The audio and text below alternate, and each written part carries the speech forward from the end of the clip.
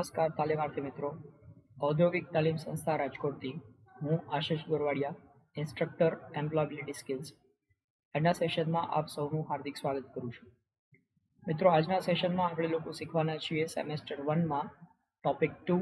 ટોપિકનું title છે English literacy, જેમાં chapter number 8. Chapter 8નું ટાઇટલ છે ફંક્શનલ ગ્રામર. તો ફંક્શનલ ગ્રામર એને અલગ અલગ પાર્ટમાં આપણે લોકોએ ડિવાઈડ કર્યું છે, જેથી કરીને સરળતાથી સમજી શકાય.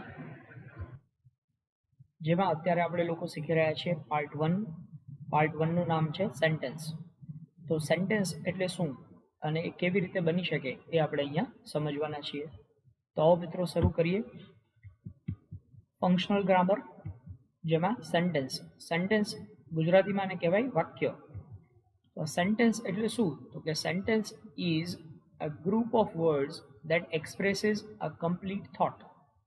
સેન્ટેન્સ એટલે કે વાક્ય એટલે શું? તો કે ગ્રુપ ઓફ વર્ડ એટલે કે શબ્દોનો સમૂહ that expresses a complete thought, જે સંપૂર્ણ વિચાર રજૂ કરે એવું શબ્દોનો સમૂહ એને વાક્ય તરીકે ઓળખવામાં આવે. It must have a subject and a verb. વાક્ય બનવા માટે ખાસ જરૂરી શું છે? તો કે એમાં એક સબ્જેક્ટ હોવું જોઈએ. સબ્જેક્ટ એટલે કર્તા અને વર્બ એટલે ક્રિયાપદ. But it may or may not have an object. એમાં ઓબ્જેક્ટ એટલે કે કર્મ હોઈ પણ શકે અથવા ન પણ હોઈ શકે. તો આમ કર્તા, ક્રિયાપદ અને કર્મ, આ ત્રણ વસ્તુઓ ભેગી કરી અને આપણે વાક્ય બનાવી શકીએ. તો ગુજરાતીમાં કર્તા, કર્મ અને ક્રિયાપદ એમ લખી શકાય. ગુજરાતીમાં જ્યારે આપણે વાક્ય લખીએ તો એમાં કર્તા, કર્મ અને ક્રિયાપદ આ એનો ક્રમ છે. આ ક્રમ પ્રમાણે વાક્ય લખવામાં આવતું હોય છે. દાખલા તરીકે અહીંયા ઉદાહરણ આપ્યું છે કે પ્રિયા ગીત ગાય છે. તો પ્રિયા એ કર્તા છે, જ્યારે ગીત ગાવાની પ્રક્રિયા થઈ રહી છે, બરોબર. તો ગીત એ કર્મ છે અને ક્રિયા શું થઈ રહી છે? તો કે ગાવાની ક્રિયા થઈ રહી છે. તો ગાય છે એ એનું ક્રિયાપદ છે. તો આમ પ્રિયા કર્તા, ગીત એ કર્મ અને ગાવું એ ગાવાની ક્રિયા થઈ રહી છે એટલે એ ક્રિયાપદ છે. તો ગુજરાતીમાં વાક્યની રચના કર્તા, કર્મ અને ક્રિયાપદ એવી રીતે થાય. પરંતુ ઇંગ્લિશમાં જ્યારે આપણે વાક્ય બનાવતા હોઈએ તો ઇંગ્લિશમાં સબ્જેક્ટ એટલે કે કર્તા પહેલા આવે, પછી ક્રિયાપદ એટલે કે વર્બ આવશે અને ત્યાર પછી કર્મ એટલે કે ઓબ્જેક્ટ આવે છે. તો આ જ વાક્યને આપણે ઇંગ્લિશમાં એનું ટ્રાન્સલેશન કરીએ તો શું થઈ શકે? તો પ્રિયા પછી વર્બ એટલે કે ક્રિયાપદ મૂકવાનું, ગાવાની ક્રિયા થઈ રહી છે તો ગાવું એનું ઇંગ્લિશ થાય છે સિંગ્સ. અ સોંગ એ કર્મ છે. તો પ્રિયા સિંગ્સ અ સોંગ. આ રીતે વાક્ય બની ગયું. ત્યારબાદ આપણે અલગ અલગ ઉદાહરણો જોઈએ વાક્ય કેવી રીતે બને છે એના માટે. જે આપણે વાક્ય રચના કીધી એ પ્રમાણે સબ્જેક્ટ, ત્યાર પછી વર્બ અને ત્યાર પછી ઓબ્જેક્ટ. તો જોઈએ, આઈ ઈટ એન એપલ. તો આમાં આઈ છે એ સબ્જેક્ટ છે, ઈટ એટલે ખાવાની ક્રિયા થઈ રહી છે એ વર્બ છે અને ઓબ્જેક્ટ તરીકે એન એપલ આપ્યું છે. આઈ ઈટ એન એપલ. તો હું સફરજન ખાઉં છું. ત્યારબાદ બીજું ઉદાહરણ જોઈએ. અહીંયા વી સબ્જેક્ટ તરીકે શું આપ્યું છે? We are playing. Are playing એટલે રમવાની ક્રિયા થઈ રહી છે તો એ વર્બ છે. ક્રિકેટ એ ઓબ્જેક્ટ છે. તો વી આર પ્લેઇંગ ક્રિકેટ. અમે ક્રિકેટ રમી રહ્યા છીએ.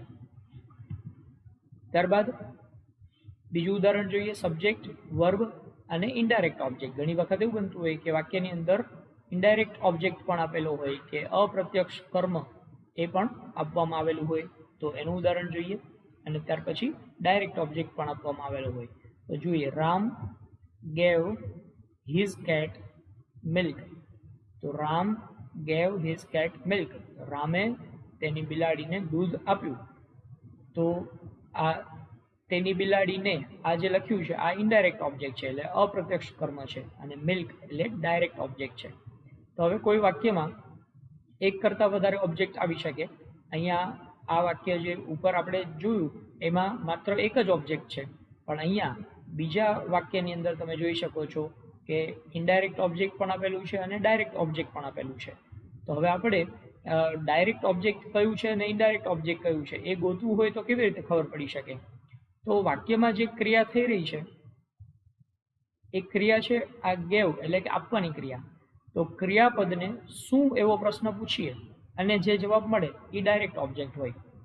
ક્રિયાપદ છે એને શું એવો પ્રશ્ન પૂછવાથી જે જવાબ મળે એ ડાયરેક્ટ ઓબ્જેક્ટ હોય છે. તો અહીંયા ગીવ એટલે આપવું, તો આપણે પૂછીએ શું આપ્યું, તો કે મિલ્ક, તો મિલ્ક છે એ ડાયરેક્ટ ઓબ્જેક્ટ થયો. તો ક્રિયાપદને શું પ્રશ્ન પૂછવાથી જે મળે એ ડાયરેક્ટ ઓબ્જેક્ટ હોય. પણ ક્રિયાપદને કોને એવો પ્રશ્ન પૂછવાથી જે જવાબ મળે એ ઇનડાયરેક્ટ ઓબ્જેક્ટ હોય. ગીવ એટલે આપ્યું, તો આપણે પૂછીએ કોને આપ્યું, તો કે બિલાડીને, તો અહીંયા બિલાડી એ ઇનડાયરેક્ટ ઓબ્જેક્ટ છે. તો ફરીથી યાદ રાખજો મિત્રો, ક્રિયાપદને શું એવો પ્રશ્ન પૂછવાથી જે જવાબ મળે એ ડાયરેક્ટ ઓબ્જેક્ટ હોય અને કોને એવો પ્રશ્ન પૂછવાથી જે જવાબ મળે એ ઇનડાયરેક્ટ ઓબ્જેક્ટ હોય. અહીંયા આપણે ઉદાહરણમાં આપ્યું છે ગીવ એટલે આપવું, તો આપણે પૂછીએ શું આપ્યું, તો શું આપ્યું, તો જવાબ મળે છે મિલ્ક, તો મિલ્ક ડાયરેક્ટ ઓબ્જેક્ટ છે. આપણે પૂછીએ કોને આપ્યું, તો કે બિલાડીને, તો બિલાડી એ ઇનડાયરેક્ટ ઓબ્જેક્ટ છે. ત્યારબાદ નેક્સ્ટ એક્ઝામ્પલ જોઈએ. હી returned his friend's pencil. He returned his friend's pencil. તેણે તેના મિત્રની પેન્સિલ પાછી આપી દીધી. તો પાછી આપવાની ક્રિયા થઈ ગઈ છે. આપણે પૂછીએ શું પાછું આપ્યું, તો પેન્સિલ, તો પેન્સિલ એ ડાયરેક્ટ ઓબ્જેક્ટ છે. આપણે પૂછીએ કોને પાછી આપી, તો કે તેના મિત્રને, તો તેનો મિત્ર એ ઇનડાયરેક્ટ ઓબ્જેક્ટ છે. તો આવી રીતે વાક્યમાં ડાયરેક્ટ ઓબ્જેક્ટ અને ઇનડાયરેક્ટ ઓબ્જેક્ટ બે આવી શકે. તો બંને રીતે વાક્ય કેમ બને એ મેં તમને સમજાવી દીધું છે. અહીંયા તમને તમારી ટેક્સ્ટ બુકની અંદર એક ચાર્ટ આપેલું છે, એક ટેબલ આપેલું છે. એ ટેબલની અંદરથી તમારે વાક્યો બનાવવાના છે.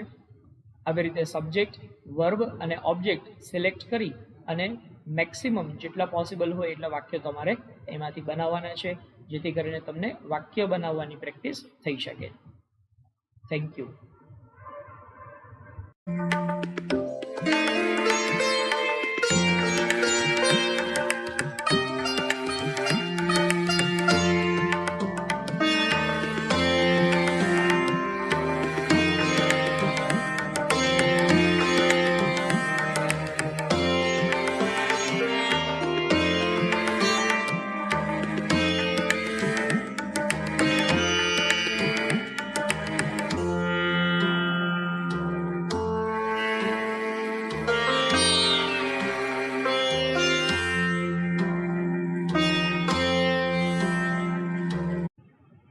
નમસ્કાર તાલીમાર્થી મિત્રો, ઔદ્યોગિક તાલીમ સંસ્થા રાજકોટથી હું આશિષ દોરવાડિયા, ઇન્સ્ટ્રક્ટર એમ્પ્લોયબિલિટી સ્કિલ્સ. આજના સેશનમાં આપ સૌનું હાર્દિક સ્વાગત કરું છું. મિત્રો, આજના સેશનમાં આપણે લોકો શીખવાના છીએ સેમેસ્ટર 1માં ટોપિક 2. ટોપિકનું ટાઇટલ છે ઇંગ્લિશ લિટરસી. ઇંગ્લિશ લિટરસી એમાં ચેપ્ટર નંબર 8. તો ચેપ્ટર 8નું ટાઇટલ છે ફંક્શનલ ગ્રામર. ફંક્શનલ ગ્રામરમાં આપણે ભણી રહ્યા છીએ પાર્ટ 2. પાર્ટ 2માં કાઇન્ડ્સ ઓફ સેન્ટેન્સ, મતલબ વાક્યના પ્રકારો. તો અલગ અલગ પ્રકારના વાક્યો જે આપણે ભણવાના છીએ. તો અહીંયા તમારી સામે જે આપેલું છે એના ઉપરથી તમને ખ્યાલ આવી શકશે કે વાક્યના પ્રકારો કેટલા હોય છે. તો 4 પ્રકારના વાક્યો આપણે અહીંયા ભણવાના છીએ. ડિક્લેરેટિવ સેન્ટેન્સીસ. ડિક્લેરેટિવ સેન્ટેન્સ એટલે ટેલિંગ સેન્ટેન્સ. જ્યારે કોઈ પણ વાત તમારે કહેવી હોય, સામાન્ય રીતે તમે કોઈ વાતની રજૂઆત કરવાના હોય ત્યારે જે વાક્ય બને એને ડિક્લેરેટિવ સેન્ટેન્સ કહેવાય. ત્યારબાદ બીજું આવે છે એને કહેવાય ઇન્ટ્રોગેટિવ સેન્ટેન્સ. ઇન્ટ્રોગેટિવ એટલે કહેવાય પ્રશ્નાર્થ વાક્ય. પ્રશ્નાર્થ વાક્ય એટલે કે ક્વેશ્ચન સેન્ટેન્સ, મતલબ કે જ્યારે તમારે કોઈ પણ બાબત ઉપર પ્રશ્ન પૂછવો છે, કોઈ પણ વાત વિશે તમારે પ્રશ્ન પૂછવો છે, તો પ્રશ્ન પૂછવા માટે તમે જે વાક્ય બનાવો છો એને કહેવાશે ઇન્ટ્રોગેટિવ સેન્ટેન્સ. ત્યારબાદ ઇમ્પેરેટિવ સેન્ટેન્સ. ઇમ્પેરેટિવ એટલે આજ્ઞાર્થ વાક્ય, જે કહેવાય છે બોસી અથવા તો કમાન્ડ સેન્ટેન્સ. તમે માનો કે બોસ થઈને જ્યારે કોઈને આજ્ઞા કરતા હોય, કમાન્ડ આપતા હોય, હુકમ આપતા હોય, તો આજ્ઞા દર્શાવવા માટે કે હુકમ આપવા માટે જે વાક્ય બને છે એને કહેવાય છે ઇમ્પેરેટિવ સેન્ટેન્સ, એટલે કે આજ્ઞાર્થ વાક્ય. અને ત્યારબાદ આવે છે એક્સક્લેમેટરી સેન્ટેન્સ. એક્સક્લેમેટરી સેન્ટેન્સ મતલબ ઉદ્ગાર વાક્ય, સ્ટ્રોંગ ફિલિંગ સેન્ટેન્સીસ. જ્યારે તમારે કોઈ લાગણી દર્શાવવી છે, કોઈ આવેશ દર્શાવવો છે, કોઈ ઉદ્ગાર દર્શાવવો છે, એના માટે જે વાક્ય બને એને એક્સક્લેમેટરી સેન્ટેન્સ તરીકે ઓળખવામાં આવે છે. તો આમ મૂળ 4 પ્રકારના વાક્યો આપણે અહીંયા સમજવાના છીએ. તો સૌથી પહેલું ડિક્લેરેટિવ સેન્ટેન્સ. તો ડિક્લેરેટિવ સેન્ટેન્સ એટલે કે વિધાન વાક્ય. ગુજરાતીમાં એને શું કહેવાય? તો વિધાન વાક્ય. તો જે વાક્યમાં કોઈ પણ બાબત વિશે માહિતી આપવામાં આવી હોય તે વાક્યને વિધાન વાક્ય તરીકે ઓળખવામાં આવે છે. જે વાક્યથી તમે કોઈ માહિતી આપવા માંગો છો, કોઈ બાબતની રજૂઆત કરવા માંગો છો, એ વાક્યને વિધાન વાક્ય કહેવાશે. તે હકાર પણ હોઈ શકે અને નકાર પણ હોઈ શકે. વિધાન વાક્ય છે એ હકાર પ્રમાણે પણ હોઈ શકે અને નકાર પ્રમાણે પણ હોઈ શકે. તો આ વાક્યનું ફોર્મેશન એટલે એની વાક્ય રચના કેવી બનશે? તો વાક્ય રચનામાં સબ્જેક્ટ, ત્યારબાદ વર્બ, પછી ઓબ્જેક્ટ અને અધર વર્ડ્સ. એટલે કે પહેલા કર્તા, પછી ક્રિયાપદ, પછી કર્મ અને પછી અધર વર્ડ્સ એટલે કે બીજા કોઈ પણ શબ્દો એમાં આપેલા હોય તો એ ઉમેરવામાં આવશે. વિધાન વાક્ય એન્ડ્સ વિથ પંક્ચ્યુએશન ડોટ એટલે કે ફૂલ પોઈન્ટ, ફૂલ સ્ટોપ. વિધાન વાક્યનું પંક્ચ્યુએશન એટલે એમાં વિરામ ચિહ્ન કયું આવે? તો વિરામ ચિહ્નમાં પંક્ચ્યુએશન એટલે કે ફૂલ સ્ટોપ. પંક્ચ્યુએશનમાં ફૂલ સ્ટોપ અથવા તો ફૂલ પોઈન્ટ, જેને ગુજરાતીમાં કહેવાય છે પૂર્ણ વિરામ. તો વાક્યનો અંત છે ત્યાં પૂર્ણ વિરામ મૂકવામાં આવશે. એક્ઝામ્પલ જોઈએ. વી સ્પીક ઇંગ્લિશ. અમે ઇંગ્લિશ બોલીએ છીએ. તો વી છે અહીંયા સબ્જેક્ટ છે, સ્પીક એટલે વર્બ છે અને ઇંગ્લિશ એ ઓબ્જેક્ટ છે. તો અમે ઇંગ્લિશ બોલીએ છીએ. આ તમે કોઈ વાતની રજૂઆત કરી તો આ વાક્યને ડિક્લેરેટિવ સેન્ટેન્સ કહેવાય. Children are eating ice cream. બાળકો આઈસ્ક્રીમ ખાઈ રહ્યા છીએ. તો આ વિધાન વાક્ય છે. તો ચિલ્ડ્રન અહીંયા subject, are eating A verb છે અને આઈસ્ક્રીમ એ ઓબ્જેક્ટ છે. તો આ પ્રકારે વિધાન વાક્ય બનતું હોય છે. ત્યારબાદ બીજું છે ઇન્ટ્રોગેટિવ સેન્ટેન્સ. ઇન્ટ્રોગેટિવ સેન્ટેન્સ એટલે પ્રશ્નાર્થ વાક્ય. જે વાક્યનો ઉપયોગ કરીને આપણે કંઈક પ્રશ્ન પૂછી શકીએ એ વાક્યને પ્રશ્નાર્થ વાક્ય તરીકે ઓળખવામાં આવે. તો જે વાક્યમાં કોઈ પણ બાબત વિશે સીધો પ્રશ્ન પૂછવામાં આવ્યો હોય તે વાક્યને પ્રશ્ન વાક્ય કહે છે. એનું ફોર્મેશન એટલે કે એની વાક્ય રચના કેવી હોય? તો પહેલા હેલ્પિંગ વર્બ એટલે કે સહાયકારક ક્રિયાપદ હોઈ શકે, પછી સબ્જેક્ટ એટલે કે કર્તા, ત્યારબાદ વર્બ એટલે ક્રિયાપદ, ત્યારબાદ ઓબ્જેક્ટ એટલે કે કર્મ અને અધર વર્ડ્સ, અને છેલ્લે પ્રશ્નાર્થ ચિહ્ન મૂકવામાં આવશે.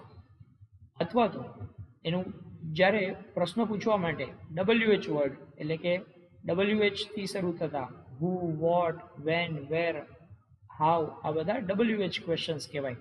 તો જ્યારે મુખ્ય ક્રિયાપદને બદલે WH ક્વેશ્ચનથી પ્રશ્ન પૂછવાનો હોય તો એવા સંજોગોમાં WH વર્ડ પહેલો લખવાનો છે, ત્યારબાદ હેલ્પિંગ વર્બ એટલે કે સહાયકારક ક્રિયાપદ, ત્યારબાદ સબ્જેક્ટ, ત્યારબાદ વર્બ, ઓબ્જેક્ટ અને અધર વર્ડ્સ અને છેલ્લે ક્વેશ્ચન માર્ક. આ પ્રકારે આનું વાક્ય રચના બનશે. પંક્ચ્યુએશન એટલે કે એમાં વિરામ ચિહ્ન શું આવે? તો વિરામ ચિહ્ન હંમેશા પ્રશ્નાર્થ ચિહ્ન એ વાક્યની અંતે દર્શાવવામાં આવશે. એક્ઝામ્પલ જોઈએ. Are you a teacher. તો એમાં આર છે હેલ્પિંગ વર્બ છે, યુ સબ્જેક્ટ છે, અ ટીચર એ ઓબ્જેક્ટ છે. તમે શિક્ષક છો તો આપણે પ્રશ્ન પૂછ્યો છે. એવી જ રીતે બીજું ઉદાહરણ જોઈએ. What is your name. તો અહીંયા WH ક્વેશ્ચન વોટનો ઉપયોગ થયો. તો વોટ એ WH વર્ડ છે, ઇઝ હેલ્પિંગ વર્બ છે, યોર નેમ આ સબ્જેક્ટ છે. તો વોટ ઇઝ યોર નેમ. આ પ્રમાણે એ પ્રશ્નાર્થ વાક્યથી આપણે પ્રશ્ન પૂછી શકીએ.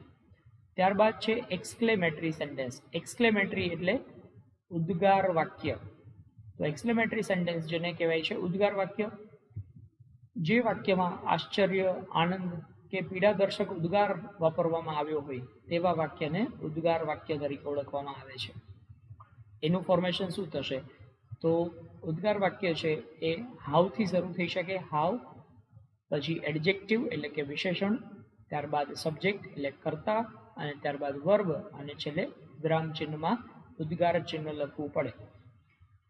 આ ઉપરાંત જો વાક્ય છે એ તમે હાવથી ન બનાવવા માંગતા હોય તો વોટથી પણ ઉદ્ગાર વાક્ય બની શકે. તો એવા સંજોગોમાં વાક્યની રચના શું થશે? તો વોટ પ્લસ એ અને એનમાંથી કંઈ પણ એક, પછી એડજેક્ટિવ, ત્યારબાદ સબ્જેક્ટ, ત્યારબાદ વર્બ અને ઉદ્ગાર ચિહ્ન. પંક્ચ્યુએશન એટલે કે વિરામ ચિહ્ન શું આવે? તો વિરામ ચિહ્ન છેલ્લે હંમેશા એન્ડમાં આ ઉદ્ગાર ચિહ્ન લખવાનું રહેશે. ત્યારબાદ એક્ઝામ્પલ જોઈએ.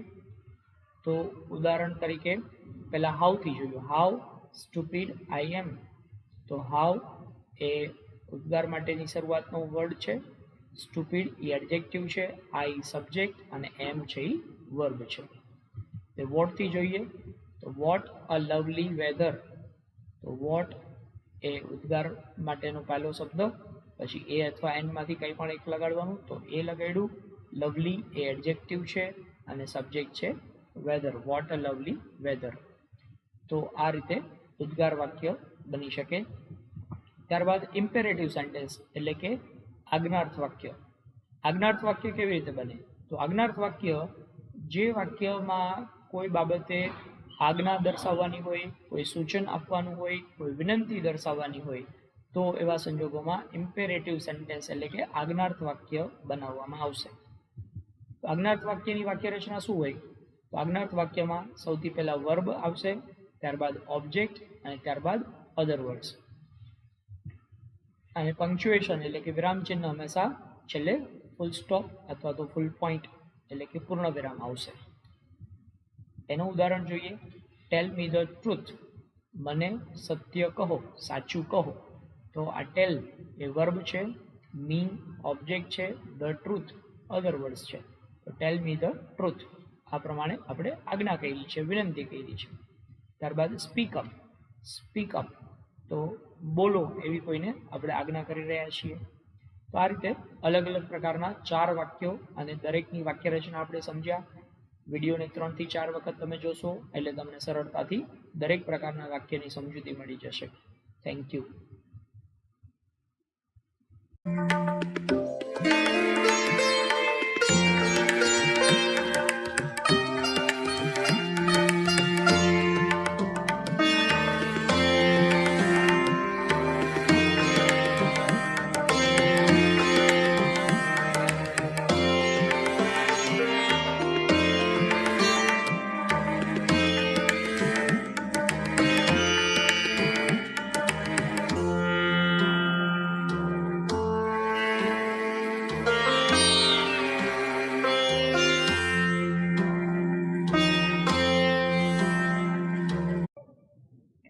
નમસ્કાર તાલીમાર્થી મિત્રો. ઔદ્યોગિક તાલીમ સંસ્થા રાજકોટથી હું આશિષ ગોરવાડિયા, ઇન્સ્ટ્રક્ટર એમ્પ્લોયબિલિટી સ્કિલ્સ. આજના સેશનમાં આપ સૌનું સ્વાગત કરું છું. મિત્રો, આજના સેશનમાં આપણે લોકો શીખવાના છીએ સેમેસ્ટર 1માં ટોપિક 2. ટોપિકનું ટાઇટલ છે ઇંગ્લિશ લિટરસી, જેમાં ચેપ્ટર નંબર 8. ચેપ્ટર 8નું નામ છે ફંક્શનલ ગ્રામર. ફંક્શનલ ગ્રામર એમાં આપણે ભણવાના છીએ પાર્ટ 3, અને પાર્ટ 3માં ટ્રાન્સફોર્મેશન ઓફ સેન્ટેન્સીસ એટલે કે વાક્યોનું રૂપાંતરણ.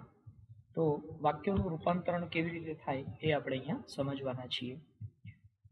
તો ટ્રાન્સફોર્મેશન ઓફ સેન્ટેન્સ એટલે કે વાક્ય રૂપાંતર. તો વાક્ય રૂપાંતર એટલે વાક્યના મૂળ અર્થને બદલ્યા વગર તેના રૂપમાં ફેરફાર કરવામાં આવે તો એને વાક્ય રૂપાંતર કહેવાય છે. વાક્ય રૂપાંતર માટે no sooner than, not only but also, unless, adding or removing to આ બધા જ અલગ અલગ પ્રકારના શબ્દોનો ઉપયોગ કરી અને આપણે વાક્યનું રૂપાંતરણ કરવાનું હોય છે. તો આપણે એક પછી એક સમજતા જઈએ. સૌથી પહેલા નો સુનર ધેન. નો સુનર ધેન આ શબ્દનો પ્રયોગ કરી અને આપણે વાક્યનું રૂપાંતરણ કરવાનું છે. તો નો સુનર ધેનનો અર્થ છે કે એક ક્રિયા થઈ તેની સાથે જ બીજી ક્રિયા થઈ. એક ક્રિયા થઈ તત્કાલ એના પછી તરત જ બીજી કોઈ ક્રિયા થઈ છે, આવું જ્યારે દર્શાવવું હોય ત્યારે આપણે નો સુનર ધેન આ શબ્દનો ઉપયોગ કરીએ છીએ.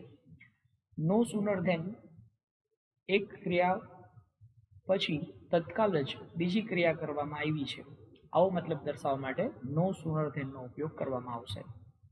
એક્ઝામ્પલ જોઈએ. લાઈક અહીંયા આપ્યું છે કે when he was presented with the trophy he started crying. When he was presented with a trophy એટલે જ્યારે એને ટ્રોફી આપવામાં આવી, હી સ્ટાર્ટેડ ક્રાઇંગ ત્યારે તે રડવા માંડ્યો. તો અહીંયા એક ક્રિયા થઈ ટ્રોફી આપવાની, એના પછી તરત જ બીજી ક્રિયા થઈ એના રડવાની. હવે આ વાક્ય છે એને આપણે નો સુનરથી આપણે જોડવું છે. તો આ પ્રમાણેનો આન્સર થશે no sooner was he presented with a trophy then he started crying. તો નો સુનર પછી આ પહેલું વાક્ય લખ્યું અને ત્યારબાદ આ કોમા કાઢી એની જગ્યાએ ધેન લખી અને પછી બીજું વાક્ય લખ્યું. તો no sooner was he presented with a trophy, જેવું તેને ટ્રોફી આપવામાં આવી કે તરત જ હી સ્ટાર્ટેડ ક્રાઇંગ, તરત જ તે રડવા માંડ્યો. તો નો સુનર ધેન એટલે કે જેવું કે તરત જ, આ એનો ગુજરાતી મતલબ થાય, જેવું કે પછી તરત જ, જેવું એને ટ્રોફી આપવામાં આવી તરત જ તે રડવા માંડ્યો. ત્યારબાદ not only but also. Not only but also એટલે શું? તો માત્ર કોઈ એક વસ્તુ નહીં, બીજી પણ, એવો આપણે મતલબ દર્શાવવો હોય ત્યારે નોટ ઓનલી બટ ઓલ્સોનો ઉપયોગ થાય છે. માત્ર આ નહીં, તે પણ, આવો જ્યારે મતલબ દર્શાવવો હોય. તો જ્યારે આપણે કોઈ બે વિકલ્પો વિશે વાત કરતા હોઈએ અને તેમાં બંનેને સમાન મહત્વ દર્શાવવું હોય, તો માત્ર પહેલો વિકલ્પ નહીં, બીજો પણ, આ બંને વિકલ્પનું સમાન મહત્વ જ્યારે આપણે દર્શાવવું હોય ત્યારે નોટ ઓનલી બટ ઓલ્સોનો ઉપયોગ કરવામાં આવે છે. એક્ઝામ્પલ જોઈએ તો Meera and Sita are intelligent. તો મીરા પણ ઇન્ટેલિજન્ટ છે અને સીતા પણ ઇન્ટેલિજન્ટ છે. તો બંને વિકલ્પ છે અહીંયા અને આપણે નોટ ઓનલી બટ ઓલ્સોથી કનેક્ટ કરવું છે. તો કેવી રીતે કરી શકાય? તો પહેલા વિકલ્પની આગળ નોટ ઓનલી અને બીજા વિકલ્પની પાસે બટ ઓલ્સો. તો not only Meera, not only Meera but also Sita is intelligent. તો માત્ર મીરા જ નહીં, સીતા પણ ઇન્ટેલિજન્ટ છે. ત્યારબાદ he ate an apple and drank a glass of milk. He ate an apple એટલે તેણે સફરજન ખાધું અને drank a glass of milk અને તેણે એક ગ્લાસ દૂધ પીધું. તો હવે આને નોટ ઓનલી બટ ઓલ્સોથી જોડવું હોય તો કેવી રીતે કરી શકાય? તો he not only ate an apple, તેણે માત્ર સફરજન ખાધું જ નહીં, but also drank a glass of milk, પરંતુ એક ગ્લાસ દૂધ પણ પીધું. તો આ રીતે નોટ ઓનલી બટ ઓલ્સોથી આપણે વાક્ય જોડી શકીએ. ત્યારબાદ યુઝ અનલેસ. અનલેસનો ઉપયોગ આપણે કરવું હોય તો ઇફ અને અનલેસ એટલે જો, ઇફનો મતલબ થાય જો તો, અને અનલેસનો મતલબ થાય જો નહીં તો. તો આ શબ્દોનો ઉપયોગ ત્રણ સંજોગોમાં કરી શકાય છે. તો ઇફ પ્લસ નોટ એટલે અનલેસ. માત્ર ઇફનો મતલબ થાય જો તો, પણ ઇફ પ્લસ નોટ કરીએ એટલે અનલેસ થયું. તો અનલેસનો મતલબ થાય જો નહીં તો. એક્ઝામ્પલ જોઈએ. If you water the plants they will not die. જો તમે છોડને પાણી પાશો તો તે મરશે નહીં. તો ઇફ અને નોટ અહીંયા આવ્યું, તો આમાં અનલેસનો ઉપયોગ આપણે કરીએ. તો અનલેસ યુ વોટર પ્લાન્ટ એટલે જો તમે પાણી નહીં પાઓ, દે વિલ ડાય તો તે મરી જશે. પાણી પાશો તો એ મરશે નહીં. આ પહેલા વાક્યનો મતલબ શું થયો? તો જો તમે છોડને પાણી પાશો તો તે મરશે નહીં. હવે એની જગ્યાએ આપણે અનલેસ લગાવ્યું. તો અનલેસમાં શું કર્યું? Unless you water the plant, જો તમે પાણી નહીં પાઓ તો દે વિલ ડાય, તો તે મરી જશે. તો વાક્યનો મતલબ તો એક જ રહ્યો, પણ અહીંયા આપણે નકારાત્મક નોટ ઉમેર્યું હતું. એની જગ્યાએ આ અનલેસ શબ્દ છે એ પોતે જ નકારાત્મક છે, એટલે નોટ ઉમેરવાની જરૂર રહેશે નહીં. ત્યારબાદ અનલેસનો ઉપયોગ, એમાં ઇફ અનલેસ પ્લસ નોટ. હવે અનલેસની સાથે નોટ આપેલું હોય ત્યારે આપણે ઇફનો ઉપયોગ કરીએ. તો ઉદાહરણ તરીકે if you read you will learn. If you read જો તમે વાંચશો, યુ વિલ લર્ન તો તમે શીખશો. તો ઇફનો મતલબ થાય જો તો, જો તમે વાંચશો તો તમે શીખશો. હવે આની જગ્યાએ આપણે અનલેસ વાપરવું છે. તો અનલેસ યુ રીડ, અનલેસ એટલે જો નહીં તો, જો તમે વાંચશો નહીં તો તમે શીખશો નહીં. તો you will not learn. Unless you read you will not learn, જો તમે વાંચશો નહીં તો તમે શીખશો નહીં.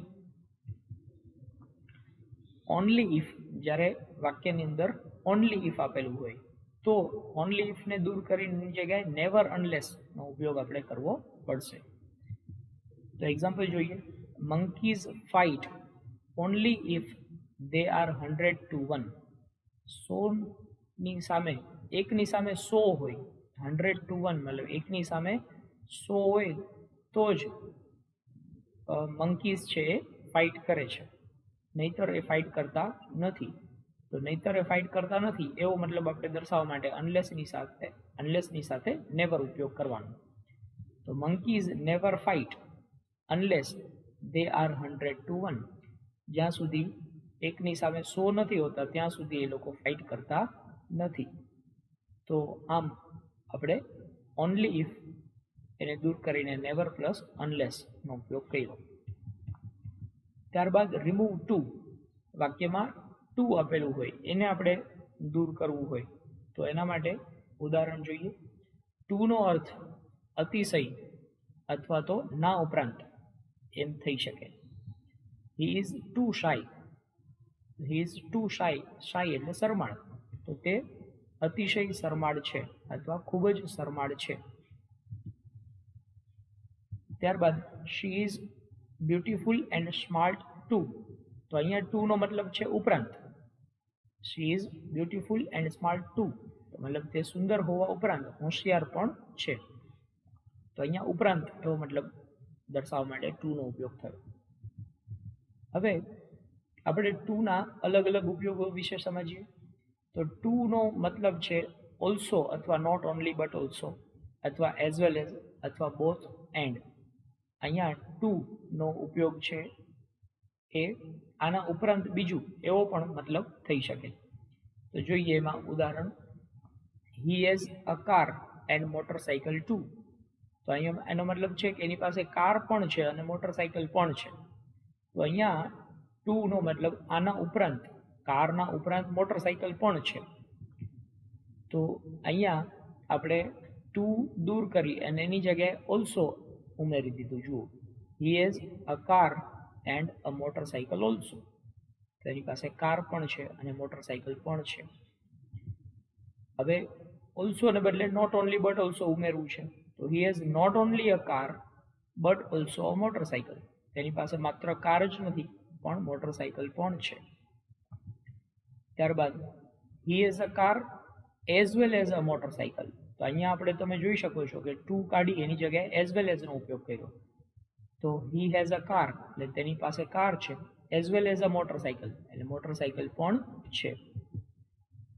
ત્યારબાદ આપણે બોથ એન્ડનો ઉપયોગ કરીએ. તો he has both a car and a motorcycle.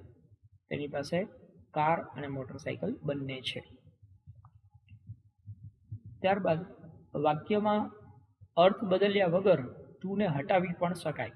ટુને આપણે દૂર કરવું છે પણ વાક્યનો અર્થ ન બદલવો જોઈએ. તો અર્થ બદલ્યા વગર જ્યારે આપણે ટુને દૂર કરવું હોય તો એના ઉદાહરણો જોઈએ. તો એવા સંજોગોમાં ટુનો મતલબ વેરી અથવા એક્સ્ટ્રીમલી આવો મતલબ કરી શકાય. It is too hot. ખૂબ જ ગરમી છે. તો ખૂબ જ ગરમી છે તો અહીંયા ટુ છે એ કાઢી એની જગ્યાએ આપણે વેરી અથવા એક્સ્ટ્રીમલી લગાડી શકીએ. તો ઇટ ઇઝ એક્સ્ટ્રીમલી હોટ. ત્યારબાદ ટુનો ઉપયોગ કરીને ટુની જગ્યાએ આપણે સો ધેટ ઉમેરવું હોય. ટુ દૂર કરી એની જગ્યાએ આપણે સો ધેટ ઉમેરવું હોય તો એના માટેના ઉદાહરણો જોઈએ. તો એનું સ્ટ્રક્ચર કેવું રહેશે? તો too plus adjective plus infinitive હોય. બરાબર? જ્યારે વાક્યમાં ટુ આપેલું છે તો ટુની સાથે એડજેક્ટિવ અને એની પછી ઇન્ફિનિટિવ આપેલું હોય. હવે એને બદલે આપણે સો ધેટ ઉમેરવું હોય તો શું કરવું પડે? તો કે પહેલાં સો ધેટ ઉમેરવા માટે સો પ્લસ એડજેક્ટિવ પ્લસ ધેટ અને પછી નેગેશન એટલે કે એનું નકારાત્મક વાક્ય મૂકી દેવાનું. ઉદાહરણ જોઈએ. The words are too difficult to understand. The words are too difficult to understand મતલબ આ શબ્દો સમજવા ખૂબ જ અઘરા છે. હવે અહીંયા ટુ કાઢવું છે એની જગ્યાએ આપણે સો ધેટ ઉમેરવું છે. તો the words are so difficult. વાક્ય રચના જોઈએ. પહેલાં સો મૂકી દીધું, પછી એડજેક્ટિવ છે ડિફિકલ્ટ, પછી that. Words are so difficult that they can not be understood. શબ્દો એટલા બધા અઘરા છે કે તે સમજી શકાય તેમ નથી. ત્યારબાદ બીજું સ્ટ્રક્ચર જોઈએ.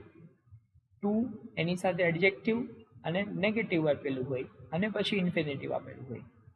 ટુ વાળું વાક્ય છે એમાં એડજેક્ટિવ પછી નેગેશન એટલે નકારાત્મક વાક્ય આપેલું હોય અને પછી ઇન્ફિનિટિવ આપેલું હોય. તો એવા સંજોગોમાં સો પછી એડજેક્ટિવ અને પછી ધેટ. તો ટૂંકમાં ટુની સાથે જો હકારાત્મક હોય તો આપણે સો ધેટમાં નકાર બનાવવાનો અને ટુની સાથે જો નકાર હોય તો આપણે સો ધેટમાં હકાર બનાવવાનો. તો ઉદાહરણ જોઈએ. Her perfume is too strong not to be noticed. તેણીનું પરફ્યુમ એટલું બધું સ્ટ્રોંગ છે કે નોટિસ થયા વગર રહે નહીં. તો અહીંયા ટુ સાથે નકાર આપેલું છે. તો હવે આપણે સો ધેટ ઉમેરીએ. Her perfume is so strong that it can be easily, surely or definitely be noticed. તેનું પરફ્યુમ એટલું બધું સ્ટ્રોંગ છે કે તે સરળતાથી નોટિસ થઈ જાય છે. તો આ રીતે આપણે વાક્યોનું અલગ અલગ રીતે રૂપાંતરણ કરી શકીએ. આશા છે કે તમને દરેક રીત બરાબર રીતે સમજાઈ ગઈ હશે. 2 થી 3 વખત તમે વિડીયો જોશો એટલે ખૂબ જ સરળતાથી તમે પણ વાક્યોનું રૂપાંતરણ કરી શકશો. Thank you.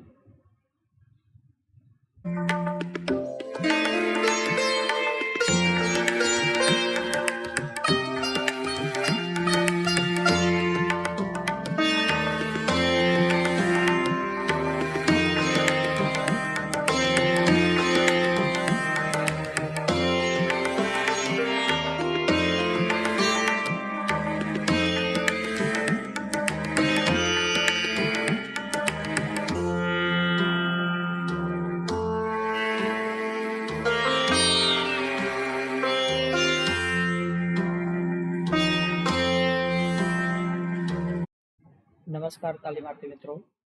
ઔદ્યોગિક તાલીમ સંસ્થા રાજકોટથી હું આશિષ ગોરવાડિયા, ઇન્સ્ટ્રક્ટર એમ્પ્લોયબિલિટી સ્કિલ્સ. આજના સેશનમાં આપ સૌનું હાર્દિક સ્વાગત કરું છું. મિત્રો, આજના સેશનમાં આપણે લોકો શીખવાના છીએ સેમેસ્ટર 1માં ટોપિક 2. ટોપિકનું ટાઇટલ છે ઇંગ્લિશ લિટરસી, જેમાં ચેપ્ટર નંબર 8. ચેપ્ટર નંબર 8નું નામ છે ફંક્શનલ ગ્રામર, જેમાં આપણે ઓલરેડી 3 પાર્ટ કમ્પ્લીટ કરી દીધા છે. પાર્ટ 4માં આપણે શીખવાના છીએ ઇન્ટરચેન્જિંગ સેન્ટેન્સીસ, એટલે વાક્યને બદલવા, વાક્યનું સ્વરૂપ બદલવાનું છે. જેનો અર્થ બદલ્યા વગર જ્યારે વાક્યનું સ્વરૂપ બદલવામાં આવે તો એને ઇન્ટરચેન્જિંગ ધ સેન્ટેન્સીસ કહેવાય. તો આવો મિત્રો સમજીએ ઇન્ટરચેન્જિંગ સેન્ટેન્સીસ. એમાં ઇન્ટ્રોગેટિવ ટુ એસર્ટિવ, એટલે કે પ્રશ્નાર્થ વાક્ય હોય એમાંથી આપણે વિધાન વાક્યમાં રૂપાંતરણ કેવી રીતે કરી શકીએ. તમને કોઈ વાક્ય આપ્યું છે, પ્રશ્નાર્થ છે, એમાંથી આપણે વિધાન વાક્ય બનાવવું છે. તો પ્રશ્નાર્થ વાક્યમાંથી વિધાન વાક્યમાં રૂપાંતર કરવા માટે અહીંયા આપેલા જે શબ્દ સમૂહો છે એ શબ્દ સમૂહને આપણે ઉપયોગમાં લેવા પડશે. આઈ વોન્ટ ટુ નો અથવા આઈ વુડ લાઇક ટુ નો અથવા આઈ વન્ડર, આ શબ્દોનો ઉપયોગ કરી અને આપણે એને વિધાન વાક્યમાં ફેરવી શકીએ. તો ઉદાહરણ તરીકે જોઈએ. વોટ ઇઝ યોર નેમ, તો આ પ્રશ્નાર્થ વાક્ય છે. વોટ ઇઝ યોર નેમ, તમારું નામ શું છે. હવે આને આપણે વિધાન વાક્યમાં ફેરવવું હોય તો કેમ ફેરવી શકીએ? તો I would like to know your name, હું તમારું નામ જાણવા માંગુ છું. તો વોટ ઇઝ યોર નેમ, એમ નામ પૂછ્યું, એને બદલે હવે આ પ્રશ્નાર્થ છે એને આપણે વિધાનમાં લીધું. I would like to know your name, હું તમારું નામ જાણવા માંગુ છું. એવી રીતે do you think India will win the game, તમને લાગે છે કે ભારત આ ગેમ જીતી જશે. તો આ પ્રશ્નાર્થ પૂછ્યો, હવે એને આપણે વિધાન વાક્યમાં ફેરવવું છે. I wonder if India will win the game, મને આશ્ચર્ય છે કે ભારત આ ગેમ જીતશે. તો અહીંયા પ્રશ્નાર્થની જગ્યાએ આઈ વન્ડર ઇફ આ શબ્દ સમૂહનો આપણે ઉપયોગ કર્યો. ત્યારબાદ એસર્ટિવ ટુ ઇન્ટ્રોગેટિવ, એટલે કે વિધાન વાક્ય જે આપ્યું હોય એનું આપણે પ્રશ્નાર્થ વાક્યમાં રૂપાંતર કરવું હોય. તો વિધાન વાક્યનું પ્રશ્નાર્થ વાક્યમાં રૂપાંતરણ કરવા માટે આપણે ક્વેશ્ચન ટેગનો ઉમેરો કરવાનો રહેશે. ઉદાહરણ જોઈએ. દે આર વેરી જનરસ, તેઓ ખૂબ જ જનરસ, જનરસ એટલે ઉદાર છે. તો આ વિધાન વાક્ય આપ્યું છે. હવે આનું આપણે પ્રશ્નાર્થ રૂપાંતરિત કરવું હોય તો શું કરી શકાય? આરન્ટ દે વેરી જનરસ, શું તેઓ ખૂબ જ ઉદાર નથી? તો આ પ્રમાણે આપણે એનું પ્રશ્નાર્થ વાક્ય બનાવી દીધું. એવી જ રીતે Sam went home early today, Sam આજે ઘરે વહેલો ગયો. બરાબર, આ વિધાન વાક્ય છે. હવે આનું આપણે પ્રશ્નાર્થ કરીએ. તો didn't Sam go home early today, શું આજે સેમ ઘરે વહેલો ગયો નહોતો? તો આ રીતે આ વિધાન વાક્યનું આપણે પ્રશ્નાર્થ વાક્યમાં રૂપાંતરણ કર્યું. ત્યારબાદ એક્સક્લેમેટરી ટુ એસર્ટિવ. એક્સક્લેમેટરી એટલે કે ઉદ્ગાર વાક્ય હોય એનું આપણે વિધાન વાક્યમાં રૂપાંતરણ કરવું હોય તો ઉદ્ગાર વાક્ય છે એના માટે હંમેશા એમાં આવતા શબ્દો છે વોટ, વાવ, હાવ આ પ્રકારના જે શબ્દો છે એને દૂર કરી એની જગ્યાએ વેરી, એક્સ્ટ્રીમલી અથવા સર્ટેનલી આવા શબ્દોનો ઉપયોગ કરવાનો રહેશે. આ ઉપરાંત વાક્યના અંતે જે ઉદ્ગાર ચિહ્ન આવેલું છે એ ઉદ્ગાર ચિહ્ન કાઢી એની જગ્યાએ આપણે પૂર્ણ વિરામ મૂકવાનું રહેશે. તો ઉદાહરણ જોઈએ તો વધારે ખ્યાલ આવશે. What a beautiful house it is. આ કેટલું સુંદર ઘર છે. બરાબર. તો હવે આ ઉદ્ગાર વાક્ય છે, આનું આપણે વિધાન વાક્ય બનાવવું હોય તો કેમ બનાવી શકાય? તો it is a very beautiful house. તો અહીંયા તમે જોઈ શકો છો કે આ વિધાન વાક્યની વાક્ય રચના પ્રમાણે વાક્યમાં સબ્જેક્ટ પહેલા આવે, ત્યારબાદ વર્બ છે ઇઝ આવી ગયો, પછી આપણે કીધું હતું કે વોટ કે હાવ છે એને કાઢીને વેરી લગાડી દેવાનું, તો ઇટ ઇઝ અ વેરી, પછી આ વાક્ય છે એમને રહેશે બ્યુટીફુલ હાઉસ, તો it is a very beautiful house. ત્યારબાદ બીજું હાવથી શરૂ થયું હોય, how beautiful the house is.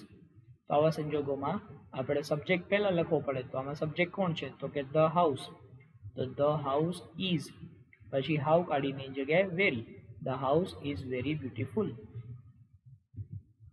ત્યારબાદ એસર્ટિવ ટુ એક્સક્લેમેટરી એટલે કે વિધાન વાક્ય હોય એનું આપણે ઉદ્ગાર વાક્યમાં રૂપાંતરણ કરવાનું થાય.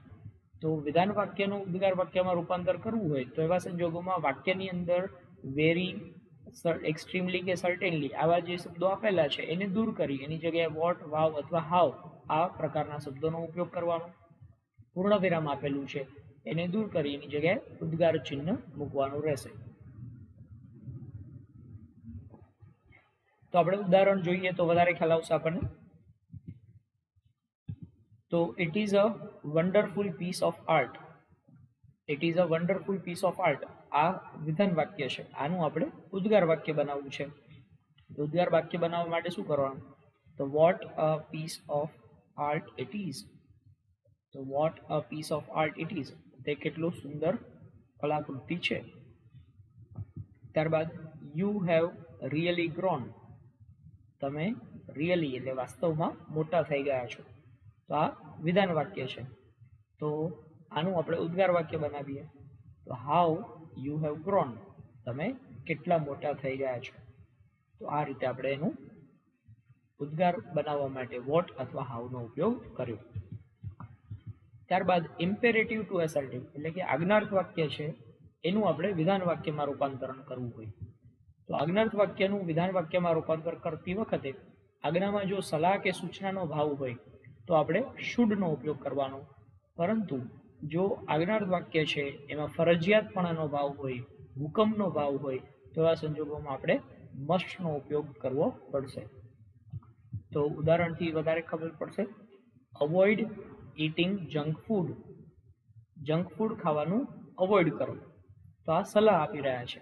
તો સલાહ આપી રહ્યા હોય તો you should avoid eating junk food. તમારે જંક ફૂડ ખાવાનું અવોઇડ કરવું જોઈએ. તો આ અવોઇડ ઇટિંગ જંક ફૂડ આ આજ્ઞાર્થ વાક્ય હતું, એમાંથી આપણે શુડનો ઉપયોગ કરીને વિધાન વાક્ય બનાવ્યું. એટલે ઓબે ધ ટ્રાફિક રૂલ્સ. ટ્રાફિકના નિયમોનું પાલન કરો. તો ટ્રાફિકના નિયમોનું પાલન કરવાની વાત અહીંયા કરી છે આજ્ઞાર્થ વાક્ય, એનું આપણે વિધાન વાક્ય બનાવીએ. કારણ કે ટ્રાફિકના નિયમોનું પાલન ફરજિયાતપણે કરવું પડે, તો ફરજિયાતપણું દર્શાવવું હોય તો અહીંયા મસ્ટનો ઉપયોગ કરવો જોઈએ. You must obey the traffic rules. તમારે ટ્રાફિકના નિયમોનું પાલન કરવું જ જોઈએ. તો આ રીતે આપણે હકારમાંથી નકાર અથવા તો ઉદ્ગારમાંથી પ્રશ્નાર્થમાંથી વિધાન વાક્ય આમ અલગ અલગ પ્રકારના રૂપાંતરણ શીખ્યા છીએ. વિડીયોને વારંવાર જોવાથી તમને દરેક રીત છે એ બરાબર સમજાઈ જશે અને તમે પણ સેન્ટેન્સને રૂપાંતરિત કરી શકશો. Thank you.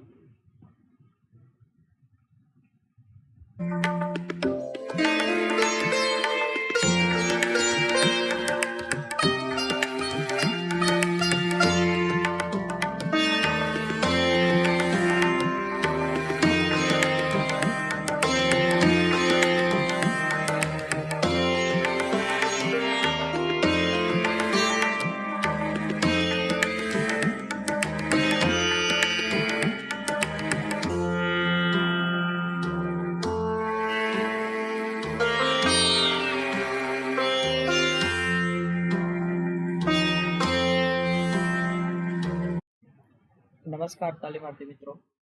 ઔદ્યોગિક તાલીમ સંસ્થા રાજકોટથી હું આશિષ ગોરવાડિયા, ઇન્સ્ટ્રક્ટર એમ્પ્લોયબિલિટી સ્કિલ્સ. આજના સેશનમાં આપ સૌનું હાર્દિક સ્વાગત કરું છું. મિત્રો, આજના સેશનમાં આપણે લોકો શીખવાના છીએ સેમેસ્ટર 1માં ટોપિક 2. ટોપિકનું નામ છે ઇંગ્લિશ લિટરસી, જેમાં ચેપ્ટર નંબર 8. ચેપ્ટર 8નું નામ છે ફંક્શનલ ગ્રામર, જેમાં આપણે ઓલરેડી 4 પાર્ટ કમ્પ્લીટ કર્યા છે. 5મા પાર્ટની અંદર એક્ટિવ વોઇસ અને પેસિવ વોઇસ આ આપણે ભણી રહ્યા છીએ. મિત્રો, ખૂબ જ અગત્યનો ટોપિક છે active voice and passive voice. કર્તરી રચના અને કર્મની રચના ખૂબ જ અગત્યનો છે. એકદમ ધ્યાનથી તમે વિડીયો જોશો, એકદમ સરળતાથી તમને સમજાઈ જશે. તો આવો મિત્રો, શરૂ કરીએ એક્ટિવ વોઇસ પેસિવ વોઇસ. તો એક્ટિવ વોઇસ અને પેસિવ વોઇસ શું છે? તો એક્ટિવ વોઇસ, જેને ગુજરાતીમાં કહેવાય છે કર્તરી વાક્ય રચના, અને પેસિવ વોઇસને કહેવાય છે કર્મણી વાક્ય રચના. તો કર્તુવાચક અથવા તો કર્તરી વાક્ય રચના, એમાં ક્રિયાનો કરનાર છે એટલે કે કર્તા એ મુખ્ય છે એવું જ્યારે આપણે દર્શાવવું હોય ત્યારે આપણે એક્ટિવ વોઇસ વાળું વાક્ય ઉપયોગ કરીએ છીએ. પરંતુ જ્યારે કર્મણી વાક્ય રચનામાં ક્રિયાનો કરનાર એટલે કે કર્તા છે એ અગત્યનું નથી, પણ ક્રિયા સ્વીકારનાર છે એ મુખ્ય છે, આવું જ્યારે આપણે દર્શાવવું હોય, એટલે કે ક્રિયાનો જે કર્મ છે એ કર્મ એ મુખ્ય છે, એને આપણે અગત્યનું દર્શાવવું હોય ત્યારે આપણે કર્મણી વાક્ય રચનાનો ઉપયોગ કરીએ છીએ. તો ખાસ કરીને જ્યારે ક્રિયા મહત્વની હોય પણ કર્તા ગૌણ હોય ત્યારે આપણે કર્મણી વાક્ય રચનાનો ઉપયોગ કરીએ છીએ. કર્તા એ અગત્યનું નથી, પણ કર્તા દ્વારા કરવામાં આવેલી જે ક્રિયા છે એ અગત્યનું છે. તો એ અગત્ય દર્શાવવા માટે આપણે પેસિવ વોઇસનો ઉપયોગ કરી શકીએ છીએ. તો અહીંયા તમારી સ્લાઇડમાં તમને આપેલું છે એ પ્રમાણે એક્ટિવ વોઇસ, એમાં વોટ સબ્જેક્ટ ડઝ એટલે કર્તા શું કરે છે એના વિશેની વાત કરવામાં આવેલી હોય, એટલે કે કર્તા અગત્યનો હોય. પણ જ્યારે પેસિવ વોઇસ એ ફોકસ કરે છે ઓન ધ એક્શન, એટલે કે કર્તા દ્વારા જે ક્રિયા કરવામાં આવેલી એ ક્રિયા અગત્યની છે એવું દર્શાવવું હોય ત્યારે પેસિવ વોઇસ દર્શાવવામાં આવે. તો જુઓ, અહીંયા ઉદાહરણ આપ્યું છે કે એક્ટિવ વોઇસમાં રામ કિલ્ડ રાવણ, રામે રાવણને માર્યો. તો આમાં કર્તા કોણ છે? તો કે રામ. આ અગત્યનું છે. પણ હવે જ્યારે આપણે એનું પેસિવ વોઇસ કરવું છે તો આમાં મારવાની ક્રિયા થઈ, પણ મારવાની ક્રિયા કોના ઉપર થઈ? તો કે રાવણ ઉપર. રાવણ છે એ કર્મ થઈ ગયું, એને આપણે આગળ લઈ લીધો, Ravan was killed by Ram. તો અહીંયા કર્તા છે એને અગત્યનો દર્શાવવો હોય ત્યારે એક્ટિવ વોઇસ, પણ કર્મ છે એને અગત્યનું દર્શાવવું હોય ત્યારે પેસિવ વોઇસનો ઉપયોગ થશે. તો આ રીતે આપણે અલગ અલગ જે કાર્ડ છે દરેક કાર્ડમાં કેવી રીતે પેસિવ વોઇસ બને એનું વાક્ય રચના અને પછી વાક્યના ઉદાહરણો આ રીતે આપણે સમજવાની શરૂઆત કરીએ. પહેલું છે સિમ્પલ પ્રેઝન્ટ ટેન્સ, એટલે કે સાદો વર્તમાન કાળ. તો સાદો વર્તમાન કાળ જ્યારે હોય તો એવા સંજોગોમાં એક્ટિવ વોઇસ એટલે કે એક્ટિવ વોઇસની વાક્ય રચના છે સબ્જેક્ટ પ્લસ V1 એટલે કે ક્રિયાપદનું મૂળરૂપ પ્લસ ઓબ્જેક્ટ અને અધર વર્ડ્સ. હવે આનું આપણે એક વાક્યનું ઉદાહરણ જોઈએ. The caretaker locus the door.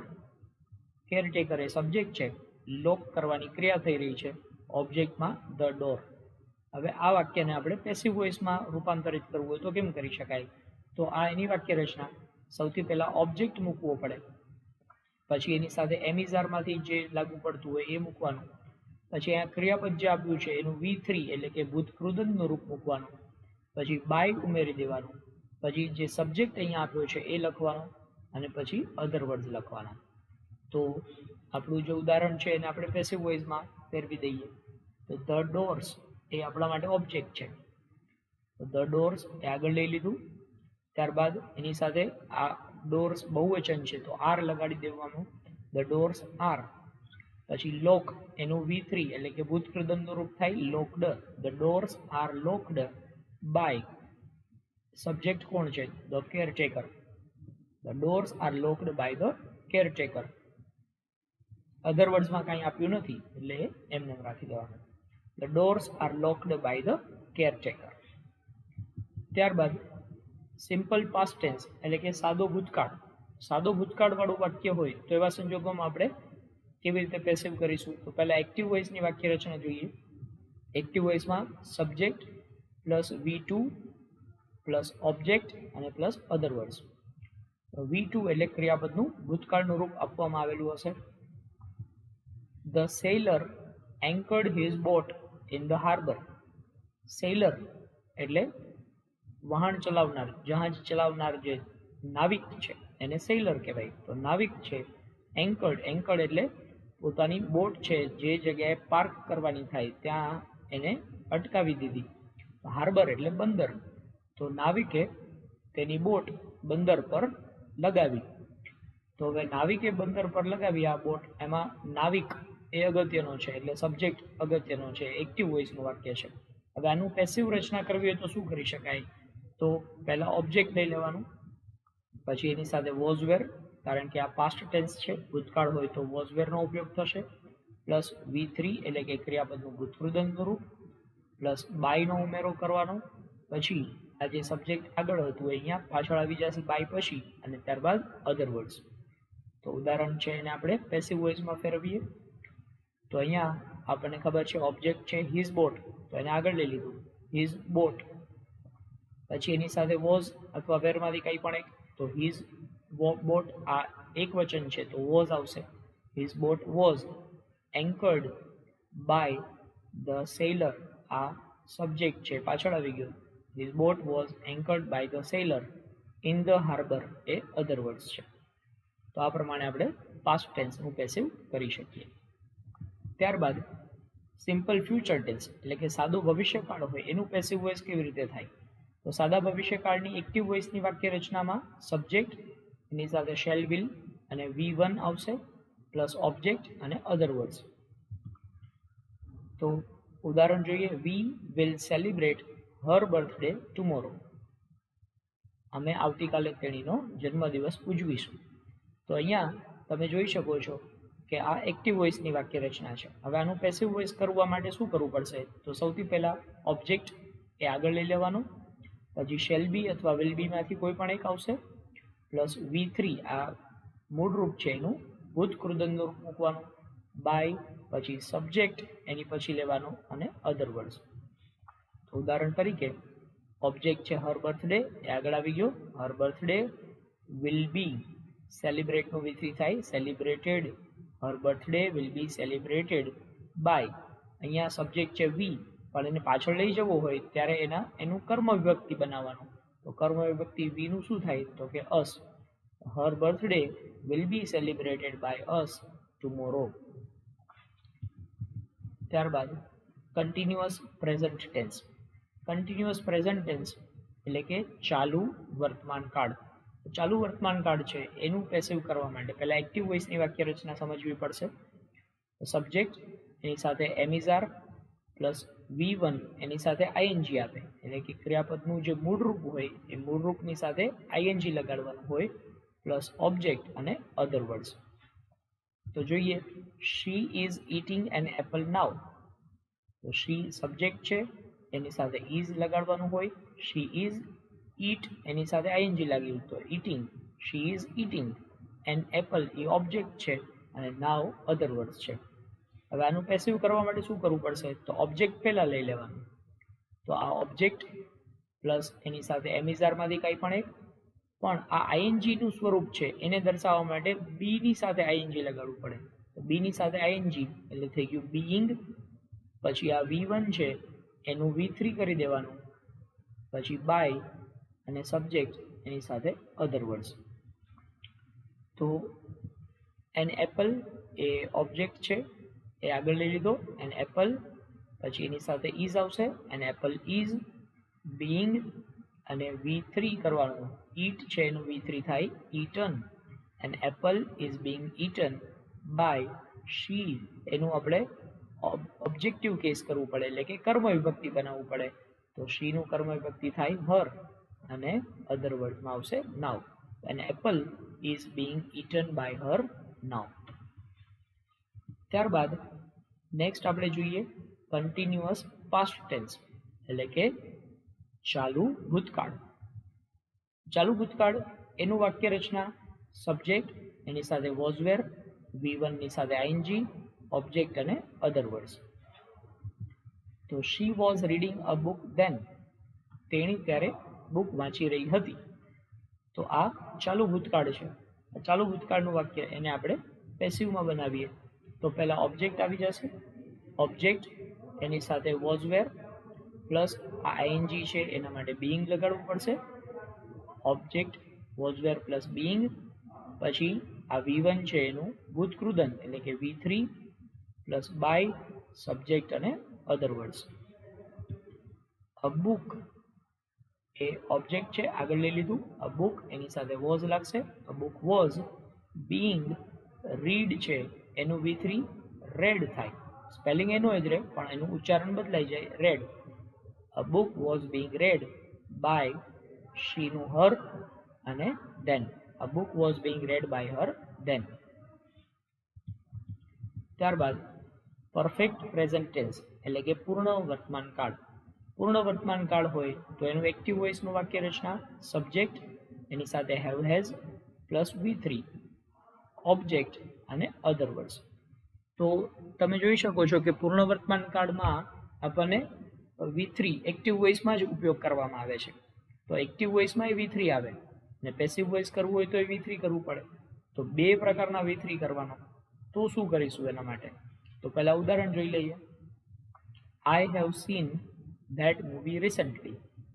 I subject છે, આઈ સાથે હેવ આવે તો આઈ હેવ, પછી આ V3 આવ્યું સીન, સી નું V3 થાય સીન, અને ઓબ્જેક્ટમાં છે ધેટ મૂવી, રિસન્ટલી એટલે હમણાં જ તાજેતરમાં જ એ અધર વર્ડ્સ છે. તો હવે આનું પેસિવ વોઇસ કરવા માટે પહેલા ઓબ્જેક્ટ લગાડવાનું, પછી હેવ હેઝ એની સાથે બિન લગાડવાનું. કારણ કે અહીંયા V3 આપેલું છે ઓલરેડી અને આપણે બીજું એક V3 પેસિવ વોઇસનું મૂકવું પડે. તો બે વખત V3 મૂકવાનો એટલે આપણે અહીંયા બી નું V3 મૂકી દીધું બિન. તો object plus have has plus બિન અને પછી અહીંયા આપેલું છે V3 પ્લસ બાય સબ્જેક્ટ અને અધર વર્ડ્સ. તો ધેટ મૂવી એ ઓબ્જેક્ટ છે આગળ લઈ લીધો. ધેટ મૂવી હેઝ બીન, પછી સીન તો આપેલું જ છે V3 એમને મૂકી દો. That movie has been seen by આઈનું સબ્જેક્ટ છે એનું આપણે ઓબ્જેક્ટિવ કેસ કરવાનું. તો આઈનું ઓબ્જેક્ટિવ કેસ એટલે કે કર્મ વિભક્તિ થાય me. That movie has been seen by me recently. ત્યારબાદ પરફેક્ટ પાસ્ટ ટેન્સ એટલે કે પૂર્ણ ભૂતકાળ. પૂર્ણ ભૂતકાળનું પેસિવ કરવા માટે પહેલા સબ્જેક્ટ પ્લસ હેડ અને V3 ઓબ્જેક્ટ એની સાથે અધર વર્ડ્સ. તો એનું ઉદાહરણ જોઈએ. The hunter had caught a fox then. The hunter had caught a fox then. શિકારીએ ત્યારે શિયાળને પકડી લીધું હતું. તો પૂર્ણ ભૂતકાળનું વાક્ય છે. આનું પેસિવ કરવા માટે પહેલા ઓબ્જેક્ટ પ્લસ હેડ ની સાથે બિન, ઓબ્જેક્ટ હેડ બિન પ્લસ V3 બાય સબ્જેક્ટ અને અધર વર્ડ્સ. તો ઓબ્જેક્ટ છે ફોક્સ, હેડ બીન કોટ એ V3 આપેલું છે. A fox had been caught by the hunter અને ધેન નું ધેન. તો fox had been caught by the hunter then. ત્યારે શિકારી દ્વારા શિયાળને પકડી લેવામાં આવ્યું હતું. ત્યારબાદ પરફેક્ટ ફ્યુચર ટેન્સ એટલે કે પૂર્ણ ભવિષ્યકાળ. પૂર્ણ ભવિષ્યકાળનું પેસિવ કરવા માટે શું કરવું? તો એના માટે એક્ટિવ વોઇસની વાક્ય રચના શું છે? સબ્જેક્ટ એની સાથે શેલ હેવ અથવા વિલ હેવ માંથી કોઈ પણ એક આવે પ્લસ V3 ઓબ્જેક્ટ અને other words. I shell have taken the dinner before 9 o'clock. મેં 9 વાગ્યા પહેલા ડિનર લઈ લીધું હશે. તો ભવિષ્યમાં કોઈ સમય પહેલા કોઈ ક્રિયા પૂરી થઈ ગઈ હશે એવું દર્શાવવું હોય તો એના માટે પરફેક્ટ ફ્યુચર ટેન્સનો ઉપયોગ કરવાનો.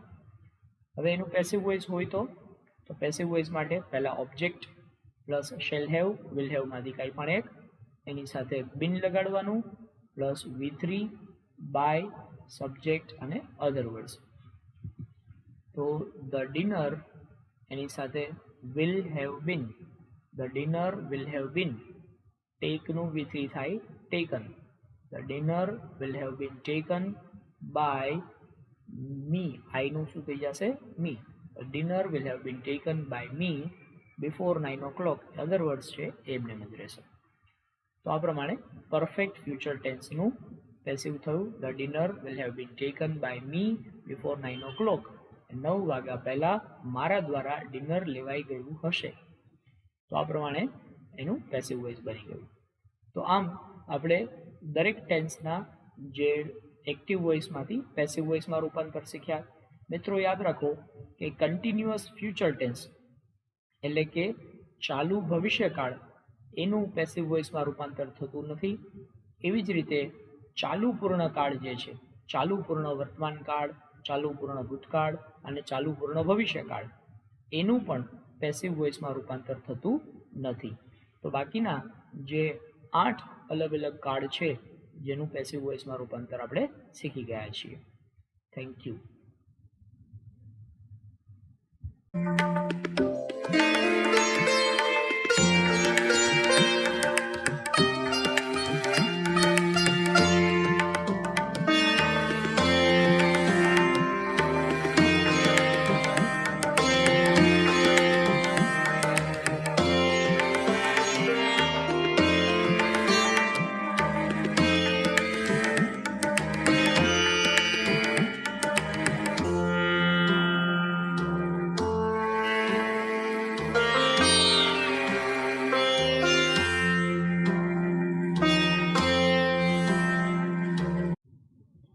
નમસ્કાર તાલીમાર્થી મિત્રો, ઔદ્યોગિક તાલીમ સંસ્થા રાજકોટથી હું આશિષ ગોરવાડિયા, ઇન્સ્ટ્રક્ટર એમ્પ્લોયબિલિટી સ્કિલ્સ, આજના સેશનમાં આપ સૌનું સ્વાગત કરું છું.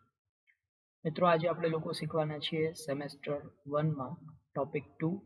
ટોપિકનું નામ છે ઇંગ્લિશ લિટરસી. એમાં ચેપ્ટર નંબર 8. ચેપ્ટરનું ટાઇટલ છે ફંક્શનલ ગ્રામર. ફંક્શનલ ગ્રામરમાં પાર્ટ 6 જેમાં આપણે ટેન્સીસની શરૂઆત કરવાના છીએ, જેમાંથી આ પાર્ટમાં આપણે પ્રેઝન્ટ ટેન્સ એટલે કે વર્તમાન કાળ એના ઉપર અભ્યાસ કરવાના છીએ. તો ચાલો મિત્રો શરૂ કરીએ. વર્તમાન કાળ. તો ટેન્સીસ એટલે શું, પહેલાં તો એની વિશે વાત કરીએ. Tenses is the form of a verb which shows the time of an action or state in the present, past or future. તો ટેન્સ એટલે શું, તો કે વર્બ એટલે કે ક્રિયા, એક ક્રિયાનો સમય સૂચવવાનું કામ કરે. મતલબ કે એક ક્રિયા એ ક્યારે થઈ હતી, પ્રેઝન્ટ એટલે વર્તમાનમાં થઈ છે, પાસ્ટ એટલે ભૂતકાળમાં થઈ હતી, એટલે ફ્યુચર એટલે ભવિષ્યમાં થઈ હતી. તો આમ કોઈ ક્રિયાનો સમય સૂચવવાનું કામ કરે એને ટેન્સીસ કહેવાય. તો કોઈ ક્રિયા વર્તમાનમાં થઈ છે, ભૂતકાળમાં થઈ હતી કે ભવિષ્યમાં થશે, આવું દર્શાવવા માટે ટેન્સ એટલે કે કાળનો ઉપયોગ થાય છે. તો કાળના મુખ્ય 3 રૂપો છે. પ્રેઝન્ટ ટેન્સ એટલે કે વર્તમાન કાળ, પાસ્ટ ટેન્સ એટલે કે ભૂતકાળ અને ફ્યુચર ટેન્સ એટલે ભવિષ્યકાળ. આ ત્રણેય કાળને આપણે સિમ્પલ એટલે કે સાદો કાળ, કન્ટિન્યુઅસ એટલે કે ચાલુ કાળ, પરફેક્ટ એટલે કે પૂર્ણકાળ અને પરફેક્ટ કન્ટિન્યુઅસ ટેન્સ એટલે કે ચાલુ પૂર્ણકાળ, આવા અલગ અલગ 4 ખંડમાં આપણે વિભાજિત કરી શકીએ. તો ટૂંકમાં આ 3 મૂળ કાળ છે, એના 4 ભાગ છે, એટલે ટોટલ 12 કાળ આપણે શીખવાના રહેશે. તો સૌથી પહેલા સિમ્પલ પ્રેઝન્ટ ટેન્સ એટલે કે સાદો વર્તમાન કાળ આપણે શીખી રહ્યા છીએ. સાદો વર્તમાન કાળ ક્યાં ઉપયોગ થશે, તો રોજિંદી ક્રિયાઓ દર્શાવવા માટે, નિયમિત રીતે જે ક્રિયાઓ થતી હોય એ દર્શાવવા માટે, કુદરતી ઘટનાઓ, ગણિત કે વિજ્ઞાનના સૂત્રો દર્શાવવા માટે, અથવા તો આદતવશ કોઈ ક્રિયાઓ બનતી હોય એ ક્રિયાઓ દર્શાવવા માટે સિમ્પલ પ્રેઝન્ટ ટેન્સ એટલે કે સાદો વર્તમાન કાળ એનો ઉપયોગ થાય છે. તો સિમ્પલ પ્રેઝન્ટ ટેન્સ એની એફર્મેટિવ એટલે કે હકાર વાક્યની વાક્ય રચના આપણે જોઈએ. તો હકાર વાક્યમાં આઈ, વી, યુ, દે અથવા બીજું કોઈ પણ પ્લુરલ એટલે કે બહુવચનનું જો કરતા હોય તો એવા સંજોગોમાં V1 એટલે કે ક્રિયાપદનું મૂળરૂપ ત્યાં મૂકવાનું આવશે, ત્યારબાદ ઓબ્જેક્ટ એટલે કે કર્મ અને ત્યારબાદ અધર વર્ડ્સ. તો ઉદાહરણ તરીકે આઈ ઈટ એન એપલ એવરી ડે. તો આઈ છે સબ્જેક્ટ અહીંયા બન્યો, ઈટ એટલે ખાવાની ક્રિયા થઈ રહી છે, V1, એન એપલ એ ઓબ્જેક્ટ છે અને એવરી ડે એ અધર વર્ડ્સ છે. સિમ્પલ પ્રેઝન્ટ ટેન્સમાં નેગેટિવ હોય એટલે કે નકાર વાક્ય હોય તો આવા સંજોગોમાં આઈ વી યુ દે અને બીજું કોઈ પણ પ્લુરલ એટલે કે બહુવચનનું નામ હોય તો એની સાથે ડોન્ટ, ડુ અને નોટ એનું ટૂંકું છે ડોન્ટ પ્લસ V1 ઓબ્જેક્ટ અને અધર વર્ડ મૂકવાનું રહેશે.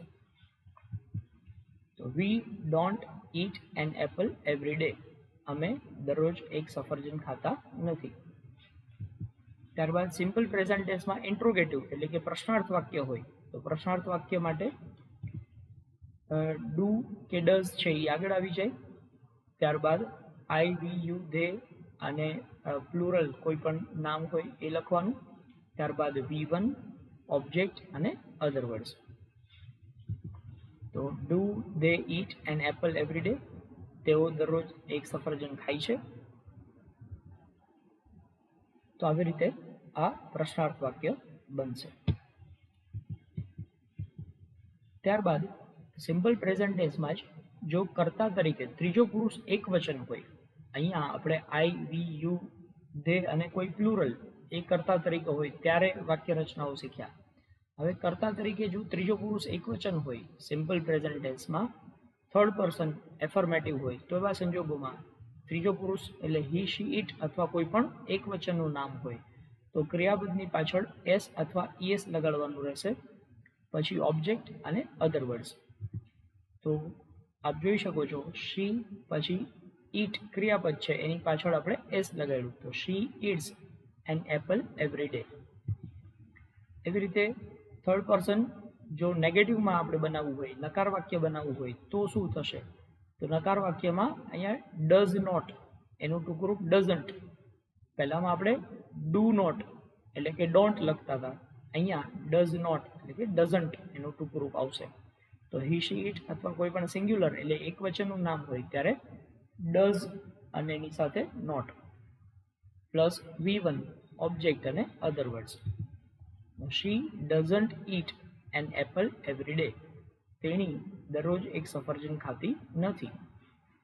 ત્યારબાદ simple present tense third person interrogative હોય એટલે ત્રીજો પુરુષ એક વચન એમાં પ્રશ્નાર્થ વાક્યની વાક્ય રચના હોય તો ડઝ છે એ વાક્યની આગળ આવી જશે.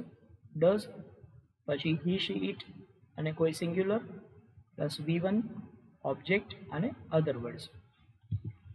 તો does she eat an apple every day, તેણી દરરોજ એક સફરજન ખાય છે. તો પ્રશ્નાર્થ વાક્ય આવી રીતે બની શકે. ત્યારબાદ પ્રેઝન્ટ પ્રોગ્રેસિવ ટેન્સ એટલે કે ચાલુ વર્તમાન કાળ.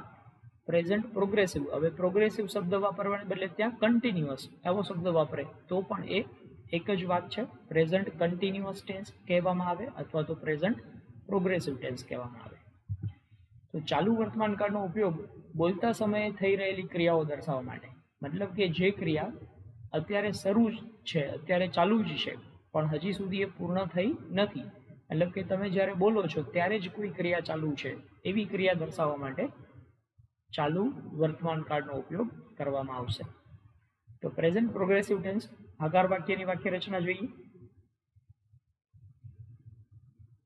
તો હકાર વાક્યમાં ચાલુ વર્તમાન કાળ સબ્જેક્ટ એની સાથે એમ ઇઝ આર માંથી કોઈ પણ એક, V1 એની સાથે ING ઓબ્જેક્ટ અને other words. Subject am is are V1 ING object અને અધર વર્ડ્સ. તો ઉદાહરણ તરીકે I am eating an apple now, તો બોલતી વખતે જ અહીંયા સફરજન ખાવાની ક્રિયા ચાલી રહી છે એવું દર્શાવવા માટે I am eating an apple now. ત્યારબાદ present progressive tense. Present progressive tense એટલે ચાલુ વર્તમાન કાળ. ચાલુ વર્તમાન કાળમાં નકાર વાક્ય હોય તો નકાર વાક્યની અંદર સબ્જેક્ટ એમ ઇઝ આર પછી નોટ લગાડવાનું, V1 એની સાથે ING ઓબ્જેક્ટ અને other words. He is not eating an apple now, તે અત્યારે સફરજન ખાઈ રહ્યો નથી. ત્યારબાદ પ્રેઝન્ટ પ્રોગ્રેસિવ ટેન્સમાં ઇન્ટ્રોગેટિવ એટલે કે પ્રશ્નાર્થ વાક્ય હોય તો પ્રશ્નાર્થ વાક્યમાં એમ ઇઝ આર એ વાક્યની આગળ આવી જાય પ્લસ સબ્જેક્ટ V1 એટલે કે ક્રિયાપદનું મૂળ રૂપ એની સાથે ING ઓબ્જેક્ટ અને અધર વર્ડ્સ. તો are you eating an apple now, તમે અત્યારે સફરજન ખાઈ રહ્યા છો, પ્રશ્નાર્થ દર્શાવવા માટે એમ ઇઝ આર આગળ લઈ લીધું. ત્યારબાદ પ્રેઝન્ટ પરફેક્ટ ટેન્સ એટલે કે પૂર્ણ વર્તમાન કાળ. પૂર્ણ વર્તમાન કાળનો ઉપયોગ કોઈ ક્રિયા હમણાં જ પૂરી થઈ છે એવું દર્શાવવા માટે પૂર્ણ વર્તમાન કાળનો ઉપયોગ થશે. એટલે તમે જ્યારે બોલી રહ્યા છો ત્યારે જ કોઈ ક્રિયા હમણાં પૂરી થઈ છે, તો હમણાં જ કોઈ ક્રિયા પૂરી થઈ છે એવું દર્શાવવા માટે પૂર્ણ વર્તમાન કાળનો ઉપયોગ થશે. તો પ્રેઝન્ટ પરફેક્ટ એમાં એફર્મેટિવ એટલે કે હકાર વાક્યની વાક્ય રચના જોઈએ. હકાર વાક્યમાં સબ્જેક્ટ એની સાથે હેવ અથવા હેઝમાંથી કોઈ પણ એક આવશે, પ્લસ V3 ઓબ્જેક્ટ અને other words. I have eaten an apple just now. મેં હમણાં જ એક સફરજન ખાધું છે. તો આપણે જ્યારે બોલીએ છીએ ત્યારે જ સફરજન ખાઈ લેવાની ક્રિયા પૂરી થઈ ગઈ છે એવું દર્શાવવા માટે પૂર્ણ વર્તમાન કાળનો ઉપયોગ અહીંયા થયો. ત્યારબાદ એનું નેગેટિવ સેન્ટેન્સ જોઈએ. પ્રેઝન્ટ પરફેક્ટ ટેન્સ નેગેટિવમાં, તો નેગેટિવ સેન્ટેન્સ બનાવવા માટે પહેલા સબ્જેક્ટ એની સાથે have has plus not V3 object અને other words. He has not eaten an apple just now. તેણે હમણાં જ સફરજન ખાધું નથી. ત્યારબાદ ઇન્ટ્રોગેટિવ સેન્ટેન્સ એટલે કે પ્રશ્નાર્થ વાક્ય હોય તો પ્રશ્નાર્થ વાક્યની વાક્ય રચના જોઈએ. તો પ્રશ્નાર્થ વાક્યમાં આપણને યાદ છે એ પ્રમાણે કે સહાયકારક ક્રિયાપદ છે એ વાક્યની આગળ આવી જાય. તો હેવ હેઝ વાક્યની શરૂઆતમાં લઈ લીધું. ત્યારબાદ સબ્જેક્ટ V3 ઓબ્જેક્ટ અને અધર વર્ડ્સ, છેલ્લે question mark. Have you eaten an apple just now? તમે હમણાં જ સફરજન ખાધું છે, તો પ્રશ્નાર્થ. ત્યારબાદ પ્રેઝન્ટ પરફેક્ટ પ્રોગ્રેસિવ ટેન્સ એટલે કે ચાલુ પૂર્ણ વર્તમાન કાળ. પ્રેઝન્ટ પરફેક્ટ પ્રોગ્રેસિવ એની જગ્યાએ કન્ટિન્યુઅસ લખવામાં આવે તો પણ એ એક જ વાત છે, ચાલુ પૂર્ણ વર્તમાન કાળ. ચાલુ પૂર્ણ વર્તમાન કાળ કોઈ ક્રિયા કેટલાક સમયથી થઈ રહી છે તે દર્શાવવા માટે ચાલુ પૂર્ણ વર્તમાન કાળનો ઉપયોગ થશે. ભૂતકાળમાં કોઈ ક્રિયા શરૂ થઈ અને એ હજી સુધી ચાલી રહી છે, આવો આપણે પ્રયોગ દર્શાવવો હોય તો ચાલુ પૂર્ણ વર્તમાન કાળનો ઉપયોગ થશે. તો ચાલુ પૂર્ણ વર્તમાન કાળમાં હકાર વાક્ય જોઈએ. હકાર વાક્ય માટે શું આવશે? તો સબ્જેક્ટ એની સાથે હેવ હેઝ પ્લસ બીન, પછી V1 એની સાથે ING ઓબ્જેક્ટ અને અધર વર્ડ્સ. તો મિત્રો આપ જોઈ શકો છો કે કાળનું નામ જ છે ચાલુ અને પૂર્ણ. તો ચાલુ કાળ માટેનું ING અને પૂર્ણ કાળ માટેનું V3 એટલે B નું V3 અહીંયા આવ્યું. ભૂતકૃદંત B નું ભૂતકૃદંતનું રૂપ બિન એટલે આ પૂર્ણ કાળ માટેની કન્ડિશન છે અહીંયા પૂરી થાય છે, અને ચાલુ કાળ માટેની કન્ડિશન ING એ અહીંયા પૂરી થાય છે. તો ચાલુ અને પૂર્ણ બંને કન્ડિશન અહીંયા આ કાર્ડની અંદર આવવી જોઈએ. ઉદાહરણ જોઈએ. I have been doing my homework for 3 hours. I have been doing my homework for 3 hours. એટલે હું 3 કલાકથી મારું હોમવર્ક કરી રહ્યો છું. તો ટૂંકમાં હોમવર્ક કરવાની ક્રિયા શરૂ થઈ હતી 3 કલાક પહેલા, એ હજી સુધી ચાલી રહી છે. તો આપણે એવું જ કીધું કે ભૂતકાળમાં કોઈ ક્રિયા શરૂ થઈ હતી અને હજી સુધી ચાલી રહી છે એવું દર્શાવવા માટે ચાલુ પૂર્ણ વર્તમાન કાળનો ઉપયોગ થશે. ત્યારબાદ નેગેટિવ સેન્ટેન્સ હોય તો નકાર વાક્ય માટેની વાક્ય રચના જોઈએ. Subject plus have has plus not been V1 ING object અને other words. I have not been watching serial since evening. હું સાંજથી સિરિયલ જોઈ રહ્યો નથી. તો નકાર વાક્ય ભૂતકાળથી કોઈ ક્રિયા શરૂ થઈ નથી એવું દર્શાવવા માટે અહીંયા ચાલુ પૂર્ણ વર્તમાન કાળનું નકાર વાક્ય. ત્યારબાદ પ્રશ્નાર્થ વાક્ય દર્શાવવા માટે હેવ હેઝ આપણે આગળ લઈ લેશું. Have has plus subject plus been V1 ING object અને other words. Have you been eating an apple? તમે સફરજન ખાઈ રહ્યા છો, તો પ્રશ્નાર્થ દર્શાવ્યું. તો આમ વર્તમાન કાળના આપણે 4 રૂપો ભણ્યા. સૌથી પહેલા સાદો વર્તમાન કાળ, પછી ચાલુ વર્તમાન કાળ, પૂર્ણ વર્તમાન કાળ અને ત્યારબાદ ચાલુ પૂર્ણ વર્તમાન કાળ. તો દરેકના વાક્ય રચનાઓ તમારે વારંવાર આનો અભ્યાસ કરવાનો છે અને એ પ્રમાણેના વાક્યો પણ બનાવવાના છે. Thank you.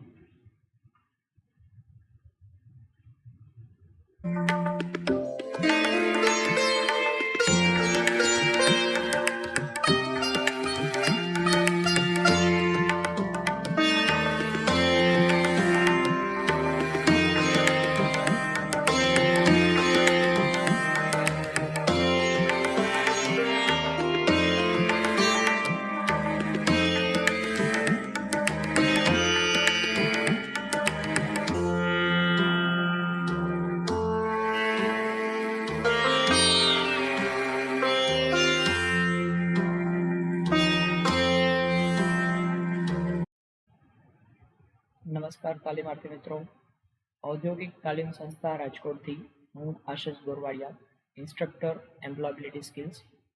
આજના સેશનમાં આપ સૌનું હાર્દિક સ્વાગત કરું છું. મિત્રો, આપણે લોકો શીખી રહ્યા છીએ સેમેસ્ટર 1માં ટોપિક 2. ટોપિકનું ટાઇટલ છે ઇંગ્લિશ લિટરસી, જેમાં ચેપ્ટર નંબર 8. ચેપ્ટરનું ટાઇટલ છે ફંક્શનલ ગ્રામર, જેમાં પાર્ટ 7.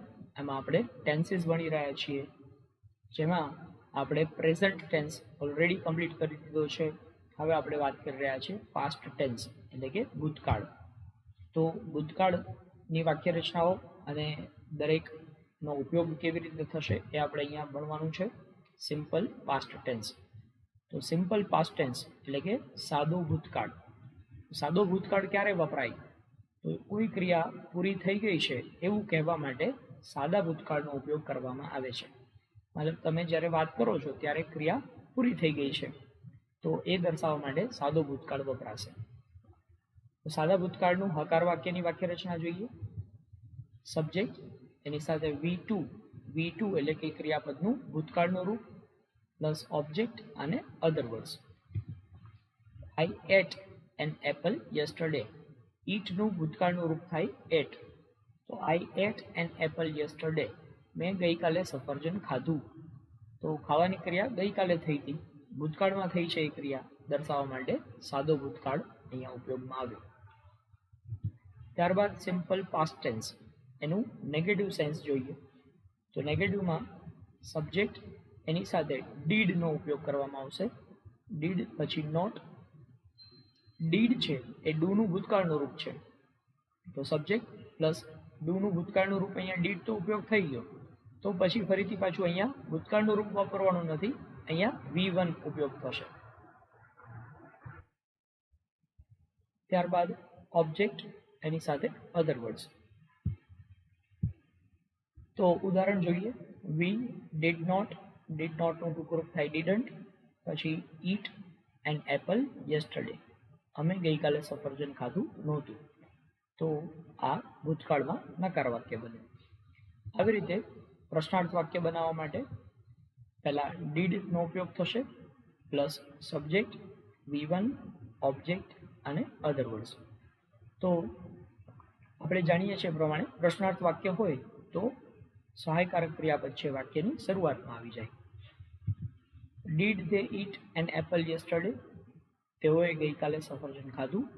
તો ડીડ, ધે છે સબ્જેક્ટ, ઈટ V1 મૂકવાનું રહેશે, કારણ કે આપણે અહીંયા ડુનું ભૂતકાળનું રૂપ ડીડ ઓલરેડી વાપરી લીધું છે, એટલે અહીંયા ફરીથી પાછું ભૂતકાળનું રૂપ ન વપરાય, એનું વર્તમાનકાળનું રૂપ એટલે કે મૂળ રૂપ વપરાય. ત્યારબાદ પાસ્ટ પ્રોગ્રેસિવ ટેન્સ એટલે કે ચાલુ ભૂતકાળ. ચાલુ ભૂતકાળમાં કોઈ નિયત સમયે કોઈ ક્રિયા થઈ રહી હતી એવું દર્શાવવા માટે ચાલુ ભૂતકાળનો ઉપયોગ થશે. તો જે ક્રિયા ભૂતકાળમાં અમુક સમયે થઈ રહી હતી એ દર્શાવવા માટે ચાલુ ભૂતકાળ વપરાય. તો એમાં હકાર વાક્યની વાક્ય રચના જોઈએ. સબ્જેક્ટ, એની સાથે વોઝ વેર, પ્લસ P1, એની સાથે ING, ઓબ્જેક્ટ અને અધર વર્ડ્સ. તો I was eating an apple, હું ત્યારે સફરજન ખાઈ રહ્યો હતો. તો મતલબ ભૂતકાળમાં સફરજન ખાવાની ક્રિયા ચાલતી હતી એવું દર્શાવવા માટે ચાલુ ભૂતકાળ. ત્યારબાદ એનું નેગેટિવ વાક્ય જોઈએ. નકાર વાક્યમાં વોઝવેરની સાથે નોટ ઉમેરી દેવાનું, V1, ING, ઓબ્જેક્ટ અને other words. He was not eating an apple, તે સફરજન ખાઈ રહ્યો ન હતો. ત્યારબાદ પાસ્ટ પ્રોગ્રેસિવમાં ઇન્ટ્રોગેટિવ એટલે કે પ્રશ્નાર્થ વાક્યમાં વોઝ વેર આગળ આવી જશે અને સબ્જેક્ટ ત્યાર પછી. Was wear subject V1 ing object અને અધર વર્ડ્સ. તો વેર યુ ઇટિંગ એન એપલ, તમે સફરજન ખાઈ રહ્યા હતા. તો આ પ્રશ્નાર્થ વાક્ય દર્શાવવા માટે વાક્યમાં વેર આગળ આવી જાય. ત્યારબાદ પાસ્ટ પરફેક્ટ ટેન્સ એટલે કે પૂર્ણ ભૂતકાળ. પૂર્ણ ભૂતકાળ જ્યારે ભૂતકાળમાં કોઈ ઘટના બની ચૂકી હતી એવું કહેવું હોય ત્યારે એના માટે પૂર્ણ ભૂતકાળનો ઉપયોગ થાય છે. તો તમે જ્યારે વાત કરો છો એ પહેલાં જ ભૂતકાળમાં કોઈ ક્રિયા ઓલરેડી પૂરી થઈ ગઈ છે, બરાબર, એ દર્શાવવા માટે પૂર્ણ ભૂતકાળનો ઉપયોગ કરવામાં આવશે. તો એનું હકાર વાક્યની વાક્ય રચના જોઈએ. પૂર્ણ ભૂતકાળ માટે પાસ્ટ પરફેક્ટ એનું એફર્મેટિવ સેન્ટેન્સ. તો સબ્જેક્ટ એની સાથે હેડ, V3 ઓબ્જેક્ટ અને other words. I had eaten an apple, મેં સફરજન ખાઈ લીધું હતું. તો સફરજન ખાવાની ક્રિયા ભૂતકાળમાં જ પૂરી થઈ ગઈ હતી એ દર્શાવવા માટે પાસ્ટ પરફેક્ટ ટેન્સ. ત્યારબાદ પાસ્ટ પરફેક્ટ ટેન્સમાં નેગેટિવ વાક્ય બનાવવું હોય તો હેડની સાથે નોટ ઉમેરી દેવાનું. Subject plus had plus not, V3 object અને other words. He had not eaten an apple, તેણે સફરજન ખાધું હતું નહીં. તો અહીંયા નકાર વાક્ય દર્શાવવા માટે હેડની સાથે નોટ ઉમેરવામાં આવ્યું. ત્યારબાદ પાસ્ટ પરફેક્ટ ઇન્ટ્રોગેટિવ એટલે કે પૂર્ણ ભૂતકાળનું પ્રશ્નાર્થ વાક્ય. પ્રશ્નાર્થ વાક્યમાં હેડ છે વાક્યની આગળ આવી જશે. Had plus subject, V3 object અને other words. Had you eaten an apple, તમે સફરજન ખાધું હતું, પ્રશ્નાર્થ. ત્યારબાદ પાસ્ટ પરફેક્ટ પ્રોગ્રેસિવ ટેન્સ એટલે કે ચાલુ પૂર્ણ ભૂતકાળ. પ્રોગ્રેસિવની જગ્યાએ અહીંયા કન્ટિન્યુઅસ પણ લખી શકાય. પાસ્ટ પરફેક્ટ કન્ટિન્યુઅસ ટેન્સ એટલે કે ચાલુ પૂર્ણ ભૂતકાળ. તો ચાલુ પૂર્ણ ભૂતકાળ ભૂતકાળમાં કોઈ સમયે કોઈ ઘટના કેટલાક સમયથી બની રહી હતી એવું દર્શાવવા માટે. ભૂતકાળમાં કોઈ ક્રિયા શરૂ થઈ, થોડાક સમય સુધી એ ક્રિયા ચાલી અને ભૂતકાળમાં જ એ ક્રિયા પૂરી થઈ ગઈ. આવું જ્યારે દર્શાવવું હોય ત્યારે ચાલુ પૂર્ણ ભૂતકાળનો ઉપયોગ થશે. તો એના હકાર વાક્યની વાક્ય રચના જોઈએ, જેમાં સબ્જેક્ટ ની સાથે હેડ, બીન, V1 ing ઓબ્જેક્ટ અને other words. I had been eating an apple, હું સફરજન ખાઈ રહ્યો હતો. તો ભૂતકાળમાં સફરજન ખાવાની ક્રિયા શરૂ થઈ અને ભૂતકાળમાં જ એ ક્રિયા પૂરી થઈ ગઈ. આ દર્શાવવા માટે ચાલુ પૂર્ણ ભૂતકાળનો ઉપયોગ થયો. ત્યારબાદ પાસ્ટ પરફેક્ટ પ્રોગ્રેસિવ ટેન્સમાં નેગેટિવ એટલે કે નકાર વાક્ય દર્શાવવા માટે એમાં સબ્જેક્ટ હેડ એની સાથે not, been, V1 ing object અને other words. I had not been eating an apple, હું સફરજન ખાઈ રહ્યો હતો નહીં. ત્યારબાદ એમાં ઇન્ટ્રોગેટિવ સેન્ટેન્સ દર્શાવવું હોય એટલે કે પ્રશ્નાર્થ વાક્ય. તો પ્રશ્નાર્થ વાક્ય માટે હેડ છે વાક્યની આગળ આવી જશે. Had subject, been, V1 ing object અને other words. Had you been eating an apple, તમે સફરજન ખાઈ રહ્યા હતા. તો આમ પ્રશ્નાર્થ વાક્ય બન્યું. તો આ પ્રમાણે આપણે ભૂતકાળના 4 રૂપો સાદો ભૂતકાળ, ચાલુ ભૂતકાળ, પૂર્ણ ભૂતકાળ અને ચાલુ પૂર્ણ ભૂતકાળ આ દરેકની વાક્ય રચનાઓ અને વાક્યોનો અભ્યાસ કર્યો છે.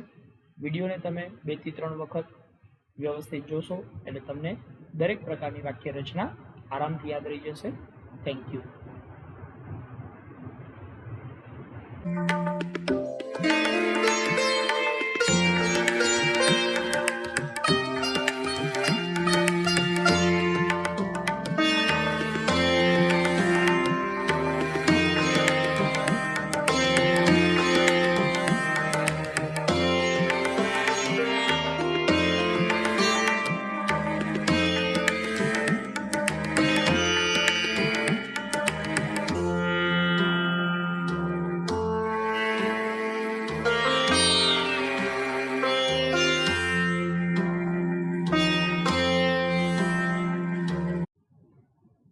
નમસ્કાર તાલીમાર્થી મિત્રો, ઔદ્યોગિક તાલીમ સંસ્થા રાજકોટથી હું આશિષ ગોરવાડિયા, ઇન્સ્ટ્રક્ટર એમ્પ્લોયબિલિટી સ્કિલ્સ. આજના સેશનમાં આપ સૌનું હાર્દિક સ્વાગત કરું છું. મિત્રો, આપણે શીખી રહ્યા છીએ સેમેસ્ટર 1માં ટોપિક 2. ટોપિકનું નામ છે ઇંગ્લિશ લિટરસી, જેમાં ચેપ્ટર નંબર 8. ચેપ્ટર 8માં ફંક્શનલ ગ્રામર, જેમાં આપણે ટેન્સીસ ભણી રહ્યા છીએ અને આ પાર્ટમાં આપણે ફ્યુચર ટેન્સ ભણવાના છીએ. તો આવો મિત્રો શરૂ કરીએ. ફ્યુચર ટેન્સ એટલે કે ભવિષ્યકાળ. તો સિમ્પલ ફ્યુચર ટેન્સ એટલે કે સાદો ભવિષ્યકાળ. સાદો ભવિષ્યકાળ ક્યાં વાપરી શકાય? તો કોઈ ક્રિયા આવનારા સમયમાં એટલે કે ભવિષ્યમાં થશે એવું દર્શાવવું હોય ત્યારે સાદા ભવિષ્યકાળનો ઉપયોગ કરવામાં આવે છે. સાદા ભવિષ્યકાળની હકાર વાક્યની વાક્ય રચના આપણે જોઈએ તો હકાર વાક્યમાં subject plus will, V1, object અને અધર વર્ડ્સ. તો અહીંયા ભવિષ્યકાળ દર્શાવવા માટે શેલ અથવા વિલ બેમાંથી કોઈ એકનો ઉપયોગ કરી શકાય, પરંતુ હવે તમે મોડર્ન ઇંગ્લિશ પ્રમાણે દરેક જગ્યાએ વિલનો જ ઉપયોગ કરો તો એ સાચું જ છે. તો I will eat an apple tomorrow. હું આવતીકાલે એક સફરજન ખાઈશ. તો સફરજન ખાવાની ક્રિયા આવતીકાલે એટલે કે ભવિષ્યમાં થવાની છે. તો ભવિષ્યમાં થનારી ક્રિયા દર્શાવવા માટે સાદો ભવિષ્યકાળ વપરાશે. ત્યારબાદ સિમ્પલ ફ્યુચર ટેન્સમાં નેગેટિવ એટલે કે નકાર વાક્ય. નકાર વાક્ય દર્શાવવા માટે સબ્જેક્ટ, એની સાથે વિલ નોટ. વિલ નોટનું ટૂંકું રૂપ આપણે કરીએ તો વોન્ટ થશે. V1, ઓબ્જેક્ટ અને other words. We won't eat an apple tomorrow. અમે આવતીકાલે સફરજન ખાઈશું નહીં. તો ભવિષ્યમાં કોઈ ક્રિયા નકારાત્મક દર્શાવવા માટે વિલની સાથે નોટનો ઉપયોગ એટલે કે વોન્ટ થયું અહીંયા. ત્યારબાદ સિમ્પલ ફ્યુચર ટેન્સ ઇન્ટ્રોગેટિવ. ભવિષ્યકાળની પ્રશ્નાર્થ વાક્યની વાક્ય રચના બનાવીએ તો પ્રશ્નાર્થ વાક્યમાં સહાયકારક ક્રિયાપદ વિલ છે એ વાક્યની શરૂઆતમાં આવશે, પ્લસ સબ્જેક્ટ, V1, ઓબ્જેક્ટ અને other words. Will they eat an apple tomorrow. તેઓ આવતીકાલે સફરજન ખાશે, પ્રશ્નાર્થ. ત્યારબાદ ફ્યુચર પ્રોગ્રેસિવ ટેન્સ એટલે કે ચાલુ ભવિષ્યકાળ. ચાલુ ભવિષ્યકાળ ક્યારે વપરાય? તો કોઈ ક્રિયા આવનારા ભવિષ્યમાં થઈ રહી હશે, ભવિષ્યમાં કોઈ ક્રિયા ચાલુ હશે એવું દર્શાવવા માટે ચાલુ ભવિષ્યકાળનો ઉપયોગ કરવામાં આવે છે. તો જ્યારે કોઈ ક્રિયા ભવિષ્યમાં ચાલુ હશે એવું દર્શાવવા માટે આપણે ચાલુ ભવિષ્યકાળનો ઉપયોગ કરીશું. તો ચાલુ ભવિષ્યકાળની હકાર વાક્યની વાક્ય રચના જોઈ લઈએ. હકાર વાક્યમાં સબ્જેક્ટ, એની સાથે વિલ બી, V1, ING અને ઓબ્જેક્ટ એની સાથે અધર વર્ડ્સ. અહીંયા will be, V1, ING, object અને અધર વર્ડ્સ. તો ઉદાહરણ જોઈએ. I will be eating an apple. હું સફરજન ખાઈ રહ્યો હોઈશ. તો ભવિષ્યમાં સફરજન ખાવાની ક્રિયા ચાલતી હશે એ દર્શાવવા માટે ચાલુ ભવિષ્યકાળનો ઉપયોગ થયો. ત્યારબાદ એનું નેગેટિવ સેન્ટેન્સ જોઈએ. તો નેગેટિવ સેન્ટેન્સમાં સબ્જેક્ટ, એની સાથે વિલ નોટનું ટૂંકું રૂપ વોન્ટ, બી, V1, ING, ઓબ્જેક્ટ અને other words. He won't be eating an apple. તો વિલ નોટનું ટૂંકું રૂપ won't, he won't be eating an apple. તે સફરજન ખાઈ રહ્યો હશે નહીં. અને એનું ભવિષ્યકાળનું આપણે પ્રશ્નાર્થ વાક્ય બનાવીએ તો પ્રશ્નાર્થ વાક્ય બનાવવા માટે વિલ એ વાક્યની આગળ આવી જશે. ત્યારબાદ સબ્જેક્ટ, બી, V1, ING, ઓબ્જેક્ટ અને other words. Will you be eating an apple. તમે સફરજન ખાઈ રહ્યા હશો. તો પ્રશ્નાર્થ દર્શાવ્યું ત્યાં. ત્યારબાદ ફ્યુચર પરફેક્ટ ટેન્સ એટલે કે પૂર્ણ ભવિષ્યકાળ. પૂર્ણ ભવિષ્યકાળમાં જ્યારે કોઈ ક્રિયા આવનારા સમયમાં પૂરી થઈ ગઈ હશે એટલે કે ભવિષ્યમાં કોઈ ક્રિયા પૂરી થઈ ગઈ હશે એવું દર્શાવવું હોય ત્યારે એના માટે પૂર્ણ ભવિષ્યકાળનો ઉપયોગ કરવામાં આવશે. તો એની હકાર વાક્યની વાક્ય રચના જોઈએ. સબ્જેક્ટ, પછી વિલ હેવ અને V3. પૂર્ણકાળ છે એટલે એમાં હંમેશા V3 એટલે કે ક્રિયાપદનું ભૂતકૃદંતનું રૂપ જ આવશે. ત્યારબાદ ઓબ્જેક્ટ અને other words. I will have eaten an apple. મેં સફરજન ખાઈ લીધું હશે. તો ભવિષ્યમાં સફરજન ખાવાની ક્રિયા પૂરી થઈ ગઈ હશે એ દર્શાવવા માટે પૂર્ણ ભવિષ્યકાળનો ઉપયોગ થશે. ત્યારબાદ નેગેટિવ સેન્ટેન્સ હોય તો નોટનો ઉપયોગ થશે. સબ્જેક્ટ વિલ નોટ અને હેવ, V3 ઓબ્જેક્ટ અને other words. He will not have eaten an apple, અહીંયા આ ટાઈપિંગ એરર છે, વિલ નોટ હેવનો ઉપયોગ થશે. He will not have eaten an apple. ત્યારબાદ ફ્યુચર પરફેક્ટ ઇન્ટ્રોગેટિવ એટલે કે પ્રશ્નાર્થ વાક્યની વાક્ય રચના જોઈએ. પ્રશ્નાર્થ વાક્ય હોય તો એવા સંજોગોમાં વિલ છે એ વાક્યની શરૂઆતમાં, plus subject, have, V3 object અને અધર વર્ડ્સ. ઉદાહરણ જોઈએ. Will you have eaten an apple, તમે સફરજન ખાઈ લીધું હશે. તો આ રીતે પ્રશ્નાર્થ વાક્ય બન્યું. હવે ફ્યુચર પરફેક્ટ પ્રોગ્રેસિવ ટેન્સ એટલે કે ચાલુ પૂર્ણ ભવિષ્યકાળ. ચાલુ પૂર્ણ ભવિષ્યકાળ આવનારા કોઈ સમયમાં એટલે કે ભવિષ્યમાં કેટલાક સમયથી કોઈ ક્રિયા થઈ રહી હશે. ભવિષ્યમાં કોઈ ક્રિયા શરૂ થશે અને ભવિષ્યમાં થોડાક સમય માટે એ ક્રિયા ચાલશે. આવું જ્યારે દર્શાવવું હોય તો એના માટે ચાલુ પૂર્ણ ભવિષ્યકાળનો ઉપયોગ કરવામાં આવે છે. ચાલુ પૂર્ણ ભવિષ્યકાળ એના હકાર વાક્યની વાક્ય રચના જોઈએ. Subject will have been, V1 એની સાથે ING, ઓબ્જેક્ટ અને અધર વર્ડ્સ. તો I will have been eating an apple, હું ભવિષ્યમાં સફરજન ખાઈ રહ્યો હોઈશ. તો સફરજન ખાવાની ક્રિયા ભવિષ્યમાં શરૂ થશે અને ભવિષ્યમાં થોડા સમય સુધી એ ક્રિયા ચાલશે. આવું દર્શાવવા માટે ચાલુ પૂર્ણ ભવિષ્યકાળનો ઉપયોગ થયો. ત્યારબાદ ફ્યુચર પરફેક્ટ પ્રોગ્રેસિવમાં નેગેટિવ સેન્ટેન્સ એટલે કે નકાર વાક્યની વાક્ય રચના. નકાર વાક્યમાં સબ્જેક્ટ પ્લસ વોન્ટ એટલે કે વિલ નોટનું ટૂંકું રૂપ, have, been, V1 ING, object અને other words. I want have been eating an apple, હું ભવિષ્યમાં સફરજન ખાઈ રહ્યો હોઈશ નહીં. અને future perfect progressive interrogative sentence એટલે કે પ્રશ્નાર્થ વાક્ય. પ્રશ્નાર્થ વાક્ય માટે વિલ વાક્યની આગળ આવી જશે. વિલ પછી subject, have, been, V1 ING, object અને other words. Will you have been eating an apple, તમે સફરજન ખાઈ રહ્યા હશો. તો વાક્યની શરૂઆતમાં વિલ પછી હેવ, આ subject you, will you have been eating an apple. તો આ પ્રમાણે ચાલુ પૂર્ણ ભવિષ્યકાળ બન્યો. આમ આપણે ભવિષ્યકાળના 4 રૂપ જેમાં સાદો ભવિષ્યકાળ, ત્યારબાદ ચાલુ ભવિષ્યકાળ, પૂર્ણ ભવિષ્યકાળ અને ચાલુ પૂર્ણ ભવિષ્યકાળ, આ બધાની વાક્ય રચનાઓ આપણે શીખ્યા છીએ. દરેક વાક્ય રચના એને વ્યવસ્થિત રીતે તમારે યાદ રાખવાની છે અને એ પ્રમાણે વાક્યો બનાવવાના છે. Thank you.